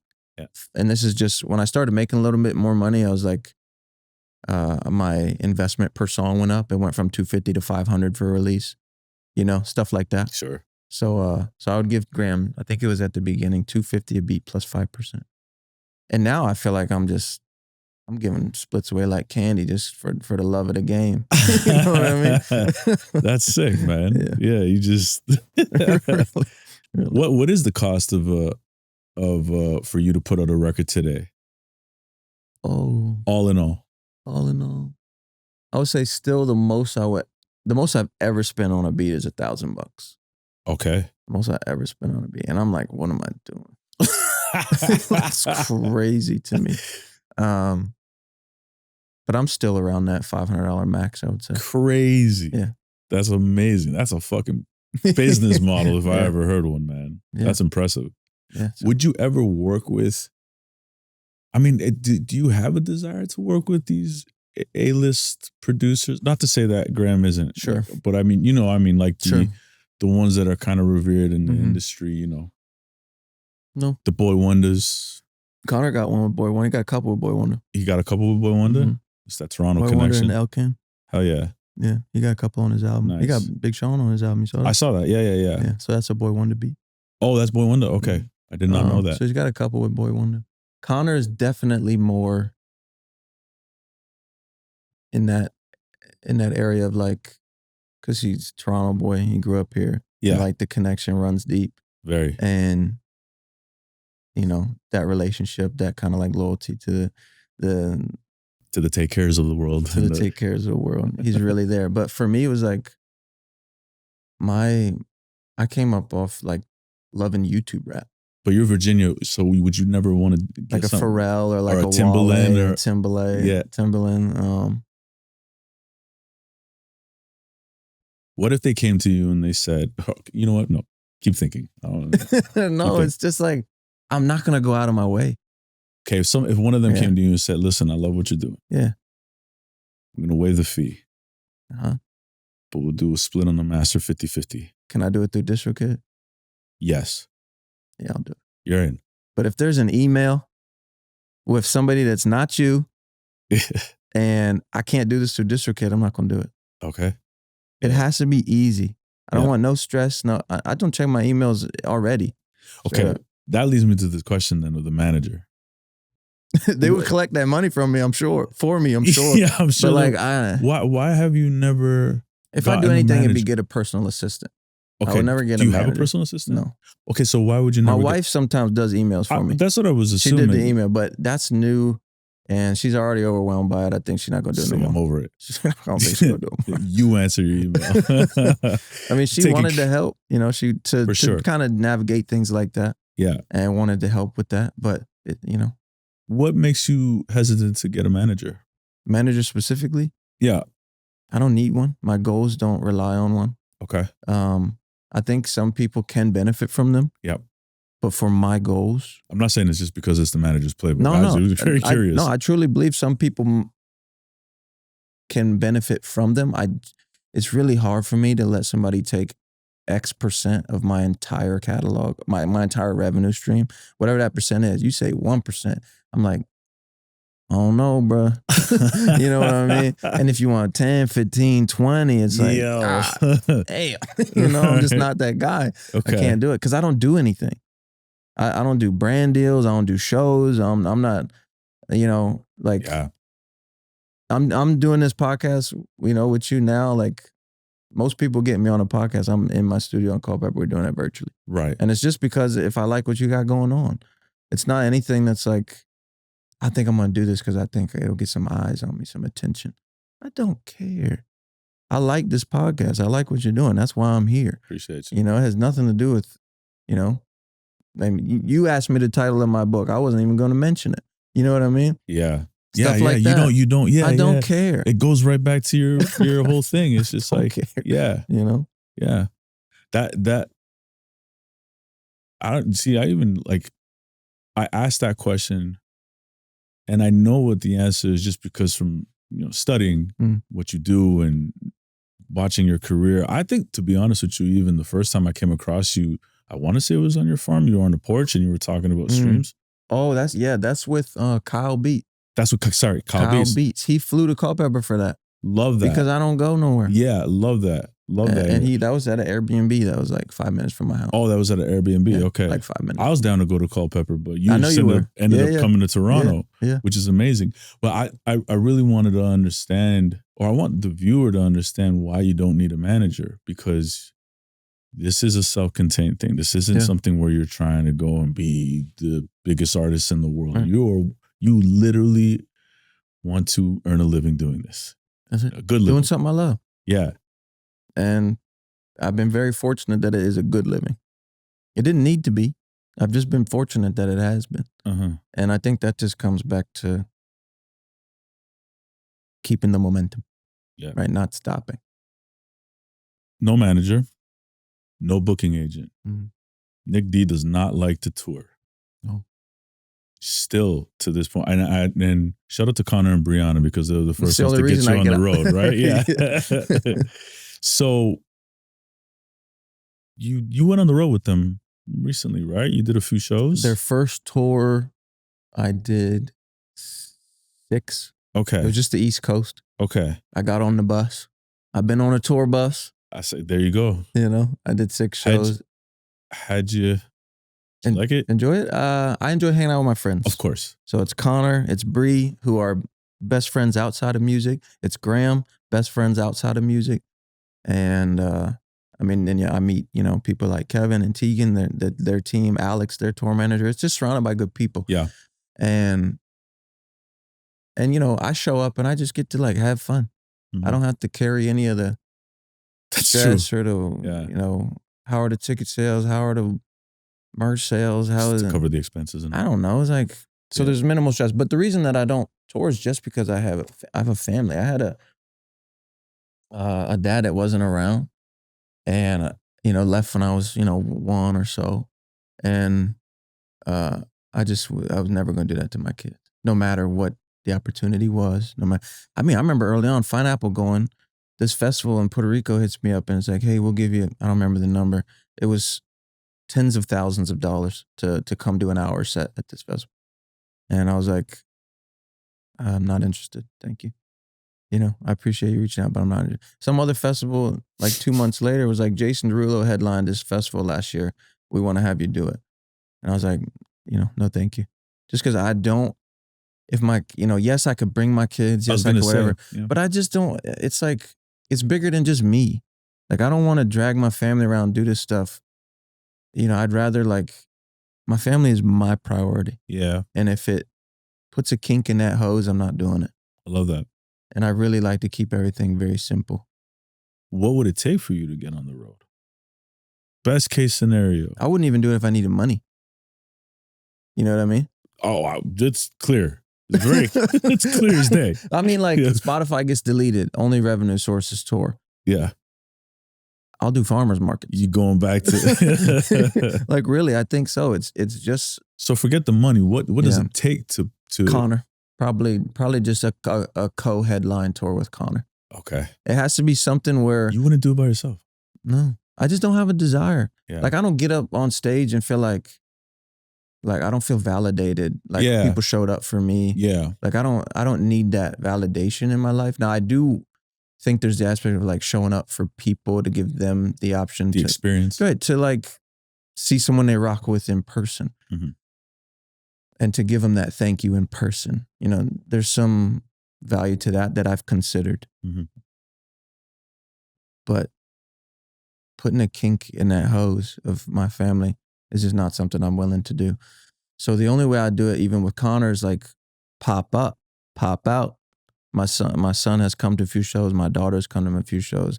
You know, they can stay at the grandparents' house. My wife can come. Like, my wife is flying in this morning. She's probably here now. Oh, nice. So she'll be here for the show. With the And, kids? We left them with grandparents. Okay. But it's just few and far between, and it has to really make sense. Like, I wanted to possibly do the Australia leg of this Connor Europe Australia tour. And I just remember the stress it brought my family doing even the 6 days that, or whatever shows that I did on his North America tour. And it was like, it's just not worth it. I was like, Amanda, like, we can do it. We can maybe take the kids, bring a babysitter. And when else are we gonna, like, make it a point to visit Australia? Mm-hmm. And but it was just too much. It's just not worth it to me. You know, however much, like, fun it would be, or it's just, that's second on my list. That's admirable, man. Not many people are getting into this business, and I would say, and thinking that way. You know? Yeah, I don't think so. And you know what? That's not fair to say. I just turned 34. So I'm, I'm a middle-aged man. Yeah. If you're a middle-aged man, you got to relax, because I'm a little bit older than that. Like, I don't know what that makes me. I'm just kidding. But hurt my feelings. No, but it's not fair to say that all artists want to hit the road. I think there's also that, it puts a strain on their relationships, but they feel like they have to do it. Sure. And which is, again, most time they don't own their music. Well, this is the thing I want to hammer home. There's this bullshit narrative that streaming does not pay the bills. And I hope with this conversation we're dispelling that some, and I do understand where people say, well, you get 0.0003 per stream. But here you have somebody who makes the majority of their income for the majority of their career through streaming revenue. Mm-hmm. You're a case in point. Russ is case in point. Connor, they own their masters. You guys own your music. That's the hack. That's the game right there. It's harder. It takes a little longer. Yeah. I think it's more honorable. I think it's more reliable. Yeah. Yeah. Daniel Caesar, before he did the deal with Republic, completely independent, good friends with Jordan and Matthew, who managed and built the business with Daniel Caesar. When the pandemic hit, I asked Jordan, I did a stream. I mean, I did a Zoom call with like 8 or 9 different managers, and we made it public during the pandemic. It's like, how's everybody getting through this? And trying to bring value to the community. But I had a pre-call with Jordan, and I asked him, I said, yo, man, like how does it feel that like you guys are really the only ones who are able to still generate revenue? And he said to me, he's like, I didn't even think about that. because this is just the ongoing thing for us, that we have revenue coming in from the streaming catalog. Mm-hmm. I was like, damn, like it's ingrained in your ethos that this is like, this isn't even this is non-negotiable. Right. We need this here. Right. Yeah. Yeah, a lot of artists had to really figure it out when touring got shut down for a bit. Yeah. Yeah, that was a real thing for a lot of people. Yeah. And I don't want to take away from people who like touring. If you like it, freaking do it. Of course. That's the whole thing. Of course. Do what you like. Exactly. It's different goals, it's different stuff, you know, different strokes for different folks. Yep. You just do what you want, what fills your cup. Mm-hmm. You know, there's more practical ways you can approach it while you do what you love and while you do what you want. Yeah. And if you implement some of those things, I think it's easier to find some success. Yeah. But like, I don't have a desire to tour, so I don't. If you don't have a desire to tour, I don't think you have to. Right. If you own your music. But if you want to tour, freaking tour. Enjoy it. You know? Yeah, absolutely. Because a lot of people love that live They love it. performance They love aspect it. of it. I just hope that it's not their only form of validation. You Right. know? Like they get up there and it's like the only place that they feel good about themselves. Yeah. Because people show up and they scream their name and their songs. And when it's such a high, I think, for people that when they get off the stage, it's such a down. It's hard to right. level that. Bounce back from that. And I Yeah. think I think that's where some people start to turn to the negative coping mechanisms, you Right. know, because they have such a high on stage and then they got to try to match that high once they get off. Yeah. And it's not That's a real thing. yeah. Yeah. It's a tough look, but so hopefully they get on stage with a full cup. Even when I do these little shows with Connor, I get on stage with my cup's already full. Yeah. Like I already know, you know, my family loves me, my God loves me.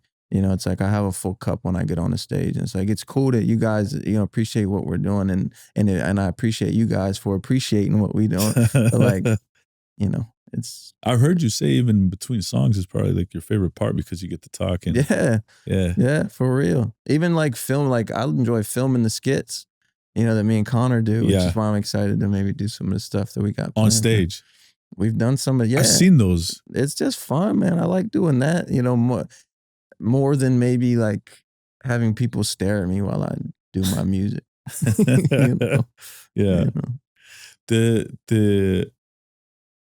So I mean, shit, man, you like making music. That's incredible. I love it. I've heard you say that one day you will sell your catalog. Yeah. Is that day approaching? Is this this where Russ said selling his catalog would be like selling a piece of his soul, right? Correct. That's where he said that clip. Yeah. Yeah. Yeah, I don't have that same hindrance. How come? I don't know. I mean, I love making music. I put real stuff in my music. But like an artist paints a painting, what do? They sell it. They put it in a gallery, they sell it. Yeah. I'm not putting them all in their house. Mm. You know? I don't know. I feel like it's no different. Mm-hmm. You know, if it's that door will close, and I'm okay with that. Like I said, the point of beating the game is to be free of the game. I think you can live multiple lives inside your one life. Now, maybe for Russ, it's like music. All he knows is all he wants. This is what he wants. And for me, it's like I want to do something else after music. Yeah. I want to do the next thing. To be fair, I think his next thing is golf now. I did see that. Which also, I'm on that path. Are you? You're a serious golfer, bro. I'm probably playing at a 3 right now. Are you? Not a plus, but how long you been playing? Locked in. 1.5 maybe. What? Yeah. You've only been playing for 1.5 years? Like locked in, like really, like how trying much to get do you on. play? So my studio now. This is why he's not making music at the same clip as before. I am making music, but not content. Not putting it out. I'm making golf content. I seen that shit. I seen that. Yeah, yeah. So I have a little club near me that I joined in my town, and I'll take the 2 hours in the middle of a random Tuesday and go play 9 holes. Little 9, yeah. You know, just to stay consistent, stay active. But I have such an addictive personality. Yeah. Like, which is kind of why I was addicted to figuring out what makes a good piece of content. You versus addicted to getting to 1 million streams a day. Addicted to what. So now I'm just like, I think I'm addicted to getting better at golf. Yeah. I just had that personality. Yeah. Like throughout my life, it's like I saw somebody do the Rubik's Cube. I'm like, I'm not doing anything else but the Rubik's Cube until I can do the Rubik's Cube. Same with juggling. Same with, I did like card tricks for a while. I was like, I just obsess over things until I get decent at them. Yeah. And then I move to the next thing. Similar, but like I've been playing for a year and I can't break 100. You're telling me that you're at 75, 70. I get you. If we had another day, I get you right. Bro, I was literally just thinking, I'm like, when do you leave tomorrow? Because I'm like, what time do you actually leave tomorrow? I think it's pretty darn early. I think I got to wake up at 7 a.m. Okay. No, you can't get one in, man. Yeah, because I love the early golf too. Today, I actually thought about trying to get a back nine in here somewhere. Yeah. Because Graham's liking golfing too. And Connor's dad is a golf pro. Not a pro golfer, but a golf pro. Oh, is he? Yeah, like you know how every club has like the golf pro that gives the lessons and gives yeah. Connor's dad is a golf pro. Graham's been crushing the golf. Nah, bro, I'm still shocked that you actually. So you shoot like a 75, 76. That's cool, Connor. I appreciate all that. But like, hold on, we're taking this pod into a whole other direction right now. You're shooting like 75, 76. I would say my home club, I've shot 70 twice there. So What? 1 under par twice. It's par 71 there. That's a par 71. Okay. So I've shot 1 under par twice there. And yeah, I'll at that club, I won't ever shoot over 80. Yeah. That's impressive. Yeah. Okay. So that is, okay. So you lock in. Yeah. Yeah. I love the game. And I played baseball. I was pretty athletic. I did track. I did basketball. I did baseball. I did anything with any kind of eye-hand coordination. I got you. And lent my hand to it. So okay. Well, I've seen Russ's game.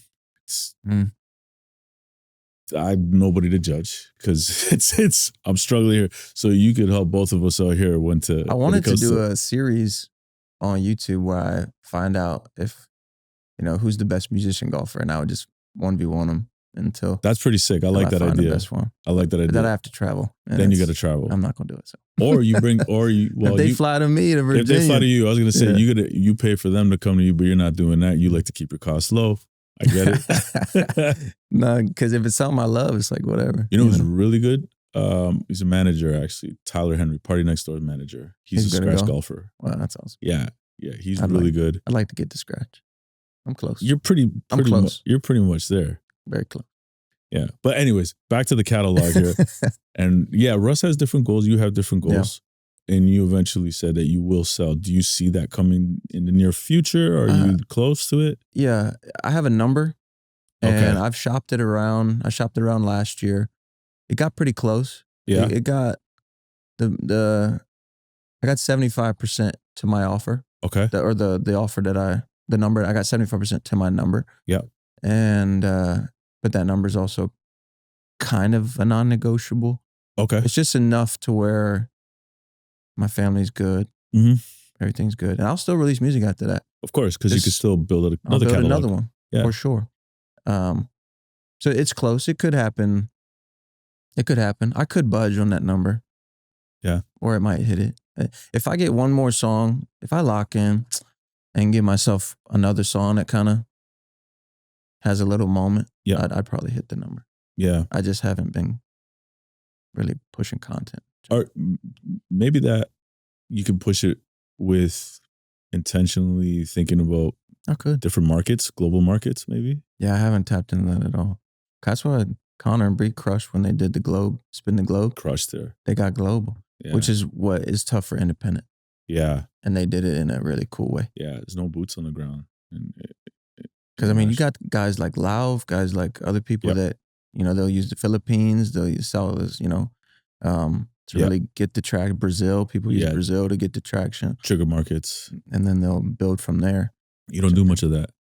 I just post content on the internet. But the thing, like with touring, like you were saying, and people doing shows, I've always thought that, how many people at a festival? Max. Yeah, at a festival? Yeah, how many? I don't know. How many? Depends on the size of the festival. 50,000? Let's call it 50,000. How many people on the For You page? All right. A billion? Right. So it's like, I've always just been like, where are the most people at? They're on the internet. Have you ever used any marketing agencies or anything of that nature? I did do one for Fine Apple. Okay. Brandman Sean. Yes. And Shout out to Brand I Man wanted to test. Everything I do is a test. Yeah. And I only did it once. I wanted to test influencer campaign Okay. to have people use my song in their content. So I gave him like $4,000, and I don't know how much of that goes to him, 20, 30%. I'm not sure. And whatever was left, I was like, let's just allocate that towards influencer campaign. Okay. And so he ran one, and I didn't see a real. But it's also hard to quantify. Someone posts a video, am I getting more streams? Is it a result of that? Right. The most like direct way for me to where I saw direct result of an action was posting a piece of content and then watching the streams go up after. That was like, that's the direct correlation. Direct correlation. Yeah. So I just did more of that over and over again. But I did test with Brandman, and we did that campaign. And I don't think it did anything. But like, who's to say, right? You just can't know. It's hard to quantify that. It's hard to quantify it. I did hear you say, and I want to clear this up. You said before, if there's a piece of content that you do, you're a new artist, a piece of content, and it works. Mm-hmm. Works could be 100 more videos than your last one. Works can be 100 more videos than your last one. Views, sorry. 100 more views. Yeah. Exactly. Yeah. So if it works, I've heard you say, do that again the following week. Just to be clear, are you saying that exact same piece of content or something similar to that piece of content? It just means, so like, for example, put this in a real world scenario for me. I post a video for Icy Pop. Yeah. Standing in the street, singing the song. It worked. I went out to a different street, sung the same song. Mm-hmm. I go out to a different location, sing the same song. Right. So it's just like, do it again, but iterate it a little bit. So it's not, you can also repost, like, who cares? But take it, iterate it, but keep doing it. So more specifically, I'm speaking like when Fulton Lee did a video, it was like, if you're having a bad day, sit down or something. He did a video. It was like in public. Sure. It was a public stunt video, which are harder to get to go to views or to streams. But anyway, he did one, and he did it once and went crazy. Like 30 million views. I don't know what it did. It went crazy. And he just never did it again. Right? So I'm like, bruh, what are you doing? What are you doing? I'm like, I would go out to that same spot and that the only thing you iterate is have someone new sit down. Yeah. Go to the same spot. It's familiar. You're doing the same thing. The only thing that changes is someone new sits down. And now the whole video is new because the only reason people are watching the video at the beginning is to see that person's reaction. So if you swap the person, it's a new reaction. They just want to see, how is this person reacting? And then all of a sudden, your song's being played, right, over and over again. Mm-hmm. And then eventually, people will care enough about the song. At the beginning, they're just caring about the reaction of the person that's sitting down. Mm-hmm. So they don't really care about your song. You can get 30 million views. They're just there for like, what's that person going to do? How's the interaction between the person and the singer going to go? Right. It's less about your song. But eventually, if you do it enough, it becomes more about your song. Right. And then it was hard for me to watch him never post it again. Did you, and you hit him and you told him? Yes. What did he say? He lived 5 minutes from me. What was his thinking behind not doing it? He don't want to bother people with posting the same thing. He don't want to be the guy that like. Got you. Like, you got to get out of your own way a little bit. But we've had the conversation. Yeah, fair enough. I'm not trying to put him on blast on it, on the podcast. He knows I got love for him. I just, I wanted to see him do it. But it's not foreign to just, that's like, it's not a foreign thought for artists to think like that. That's a thing that happens on a pretty regular basis. They just get in their own way a little bit.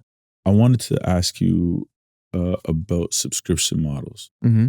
You recently started doing that, right? Mm-hmm. What brought you to that? The platform called Grouped. Okay. That I'm using. Grouped is it's like a Patreon, but it's geared towards artists. Okay. And the artist Mike, formerly known as Mike Stud, it was a YouTube era guy who's kind of in that frat rap come up, but he's been crushing, and he calls it Only Steve's, right? Subscription model. He was one of the first pioneers of like subscription model for artists that really found some traction. So he had 10,000 people signed up at $10 a month. Wow. You can do math. Do the math. You can do math. Now, in an era where people are, quote unquote, complaining streaming doesn't pay you enough, it's like, well, this dude's making more money on his subscription service than he is making from his streams, or at least the same, right? So something along that, right? Which is crazy to think about. So I see that and I'm like, okay, cool. I still don't want to ask people to pay me anything, right? I don't want to be that guy. So if I do it, I need to make sure I'm providing enough value, right? And that's one, provide more value than you take in payment. I really want to make sure that there's something going on here that you can't get elsewhere. Yeah. And I'll also some people want to support you financially. You've had that impact on your life, on their life, and they want to do that for you. Yeah. So I didn't like Patreon because it sounded like pay me, pay, it's in the name. I didn't, hey, sign up for my Patreon and pay me something. Interesting. I didn't like the sound of it. Grouped sounds like a community, and you have the option to pay me if you want to, right? And the one thing that they had there was a free tier. They have an option for a free tier. Patreon at the time didn't have free tier option. So having the option to do a free tier, to give people the choice of whether to sign up for free or to pay me, that was more up my alley. And there was different kind of perks on the paid side. The free tier was still getting stuff, but I was releasing a song a week on the song a week, through my Spotify, and then a song a week on my grouped platform. Because you had so much I had music. so many songs, right? I could do that without ever making a song again. I could keep that up, right? Not for the rest of my life, but Sure. for my foreseeable future. So anyway, I liked that model. I liked and I wanted it to be a case study for artists, because I know there's artists out there, like, the 1,000 fan rule. Of course. And I wanted it to be a way where people could make a living making music, but I wanted to have the case study before I talk about it. Great essay, by the way. If you get a chance to check it out, it's called 1,000 True Fans. Yeah. But that's it. And before I talk about stuff, I have to do it. Yeah. So that's why I test a lot of things. Like before I can talk about a label experience, I had to sell a song to a label. Fair. Before I talk about, touring in a sense of like, I can talk about, I don't want to tour, I don't have a desire, but now I can talk about touring from a different aspect. Right. Because I've done a few shows, on a tour with Connor. So I like to do things before I talk about them. Before I tell people like, try a subscription service, I got to try a subscription service. So I just really like to have my opinion rooted in some truth, like for me. With so much distraction in today's day and age, attention economy, this is what we're talking about for the most part. But as an artist, you also have to be locked in. As a human being, how do you stay so focused on being able to build all these things and not lose sight? It does boil down to kind of what I mentioned before. Like a lot of artists are willing to lock in on their craft, but they're not willing to put that time into themselves. And for me, that's like, I read a lot of personal development books. I spent the time listening to podcasts, doing whatever. So like, I think that's so important. I think you honestly have to do that first. And I did it first. I agree. Like before I started releasing music, pursuing it as a career, I had done all those things and I continued doing them in the early stages.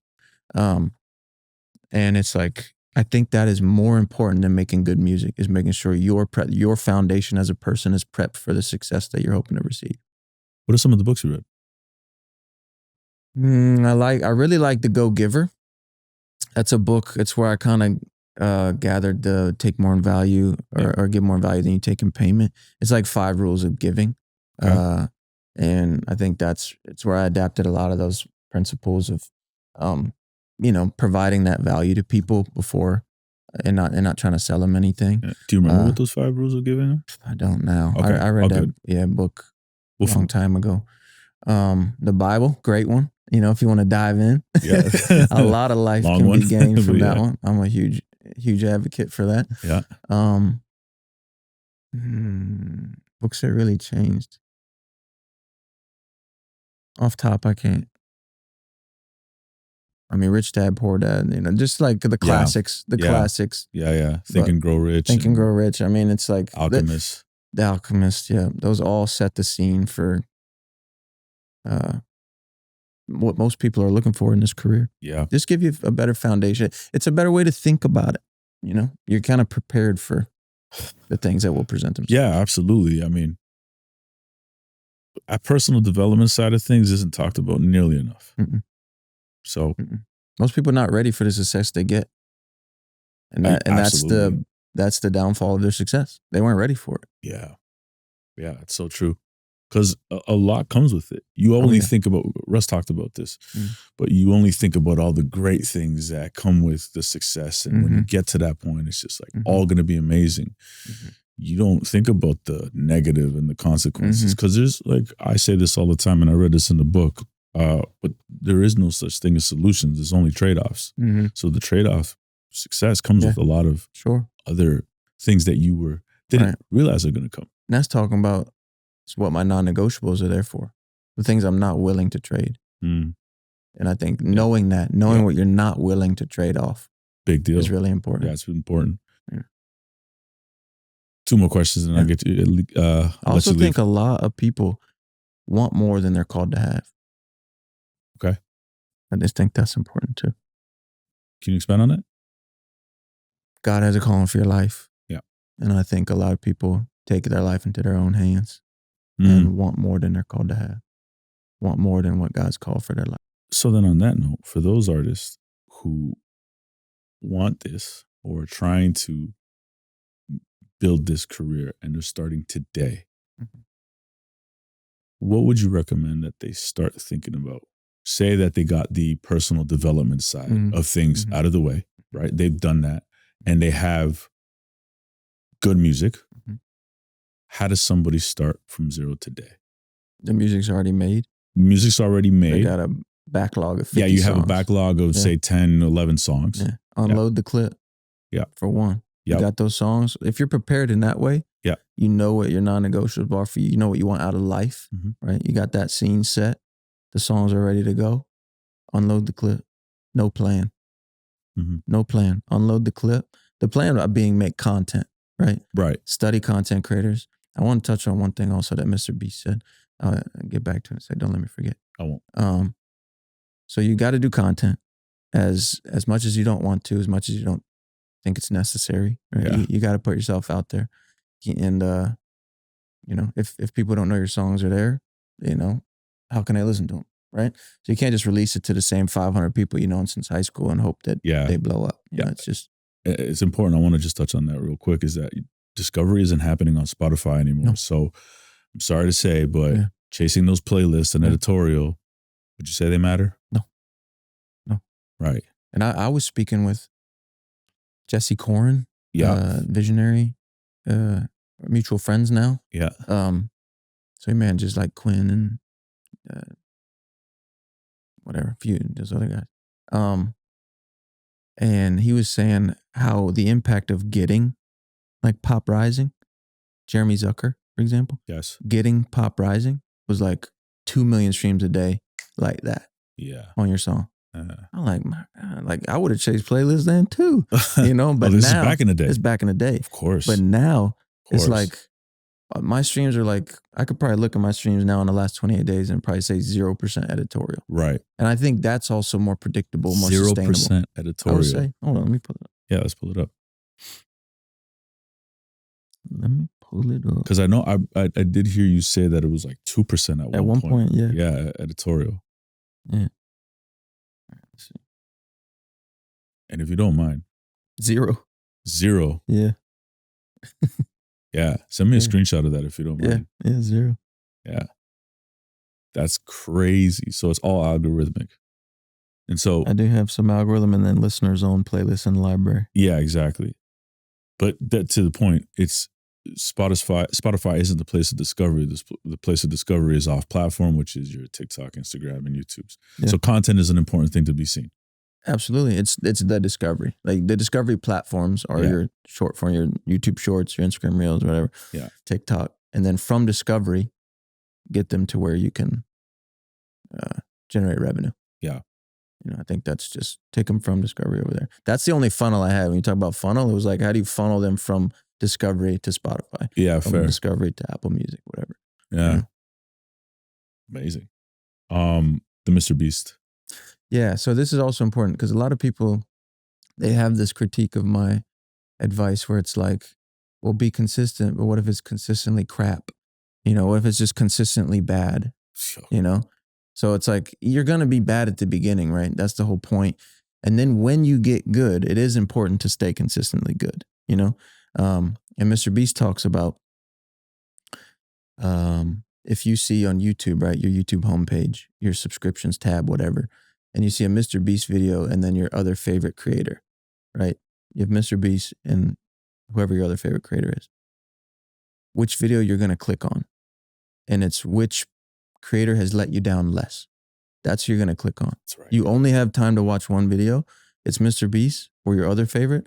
Mr. Beast probably has let you down less if you click his video, right? He's just come up with the way to make videos so good that every time you click on it, you don't leave like that was a waste of time. Mm-hmm. Sometimes people post a mid-tier video, you leave it like that's a waste of time. That lowers the viewer's chance of watching your next video subconsciously, right? Because that last video I watched was kind of mid. I'm going to go watch a different video. So it is important in a sense, quality, right? Even though it's subjective. I think that if you have a really great song and then after that it's a bunch of crap, it lowers your reliability of, you know, if this person's video is worth my time. Yeah, the retention rate. Yeah, so it's once you get one, like make sure you're trying to stay up there. Yeah, it's you know, it's hard to know, but just like you put out a crazy video and your next video is like, yeah, just like you put no effort into it. Yeah, I think if you're gonna go on the journey of making good videos, make them make them good every time if you can. You know. Yeah. Just that thought process behind it. Yeah, it's important because I think just to add to that, you can get a video that goes really, really well, or a song that does really, really well, and then you kind of rest on your laurels. You don't put the same amount of effort into the other because you think you got it figured out. Sure. The worst thing that you could do actually in this business is act as if you have it figured out. Yeah. Because that's when the quality starts to suffer. This thing, and with algorithms on a daily basis changing, you know, audiences changing. They're not, you know, you're competing with streamers today. You're competing with gamers. Your artists are competing with someone. Right. You have to constantly be on the ball to make sure that the quality is good. Right. And there is still the off chance that your song is good enough to just sit there and sing it. Yeah. Just sit there and listen to it. Yeah. 100%. There is the off chance that happens. It still happens. Yeah. Where the song was just simply good enough. Yeah. But you can't predict that. Right. You can't predict that. No. But you can work on the consistency. You can't do that. You can do that. You can be practical about your approach. Very practical. Yo, Nick, I appreciate this conversation, man. What is next for you, sir? I got some things that I can't announce yet that I spoke with you about. Those are fun. All right, I've written some children's books. Looking forward to that. Yeah, I've written some children's books. Okay, cool. That I got. I'm getting illustrated, and I want to do that. Nice. But as far as, you know, next for me, it's just keep on keeping on. Yep. Keep releasing music as frequently as, you know, as you want. As I want to. Yeah. Love making music. Got the Freddie show going. Hopefully keep doing talks like this because I really enjoy these talks. I'm very passionate about it. And I don't know, just be available for my family as I try to, like, that's most important. It's really simple. I have such a simple cut and dry look at this thing. So it's just clearly. Yeah. It's I don't want to say it's very black and white, but I do say that you understand who you are. You know what you want out of life. And you've been able to succeed up until this point very much by being practical. Not really buying into the industry BS, not buying into it at all. Yeah. And it's incredible to see where you've taken this, and it's exciting to see where you can take this, man. Thank you, man. I appreciate having me on. Hell yeah, man. Yeah. I appreciate you coming on here. I think it's important from the artist perspective, somebody who's done this at a elite level, in my opinion, completely independent. So thank you for taking the time to do this. I know you got a show tonight. Yeah. You know, one of very few shows, but it's with Connor. Yeah, very few. That's why my wife's here. She was like considering not coming, but she was like, this might be your last one for a while. So I want to go see it. Cool. Yeah. Appreciate you, man. Absolutely.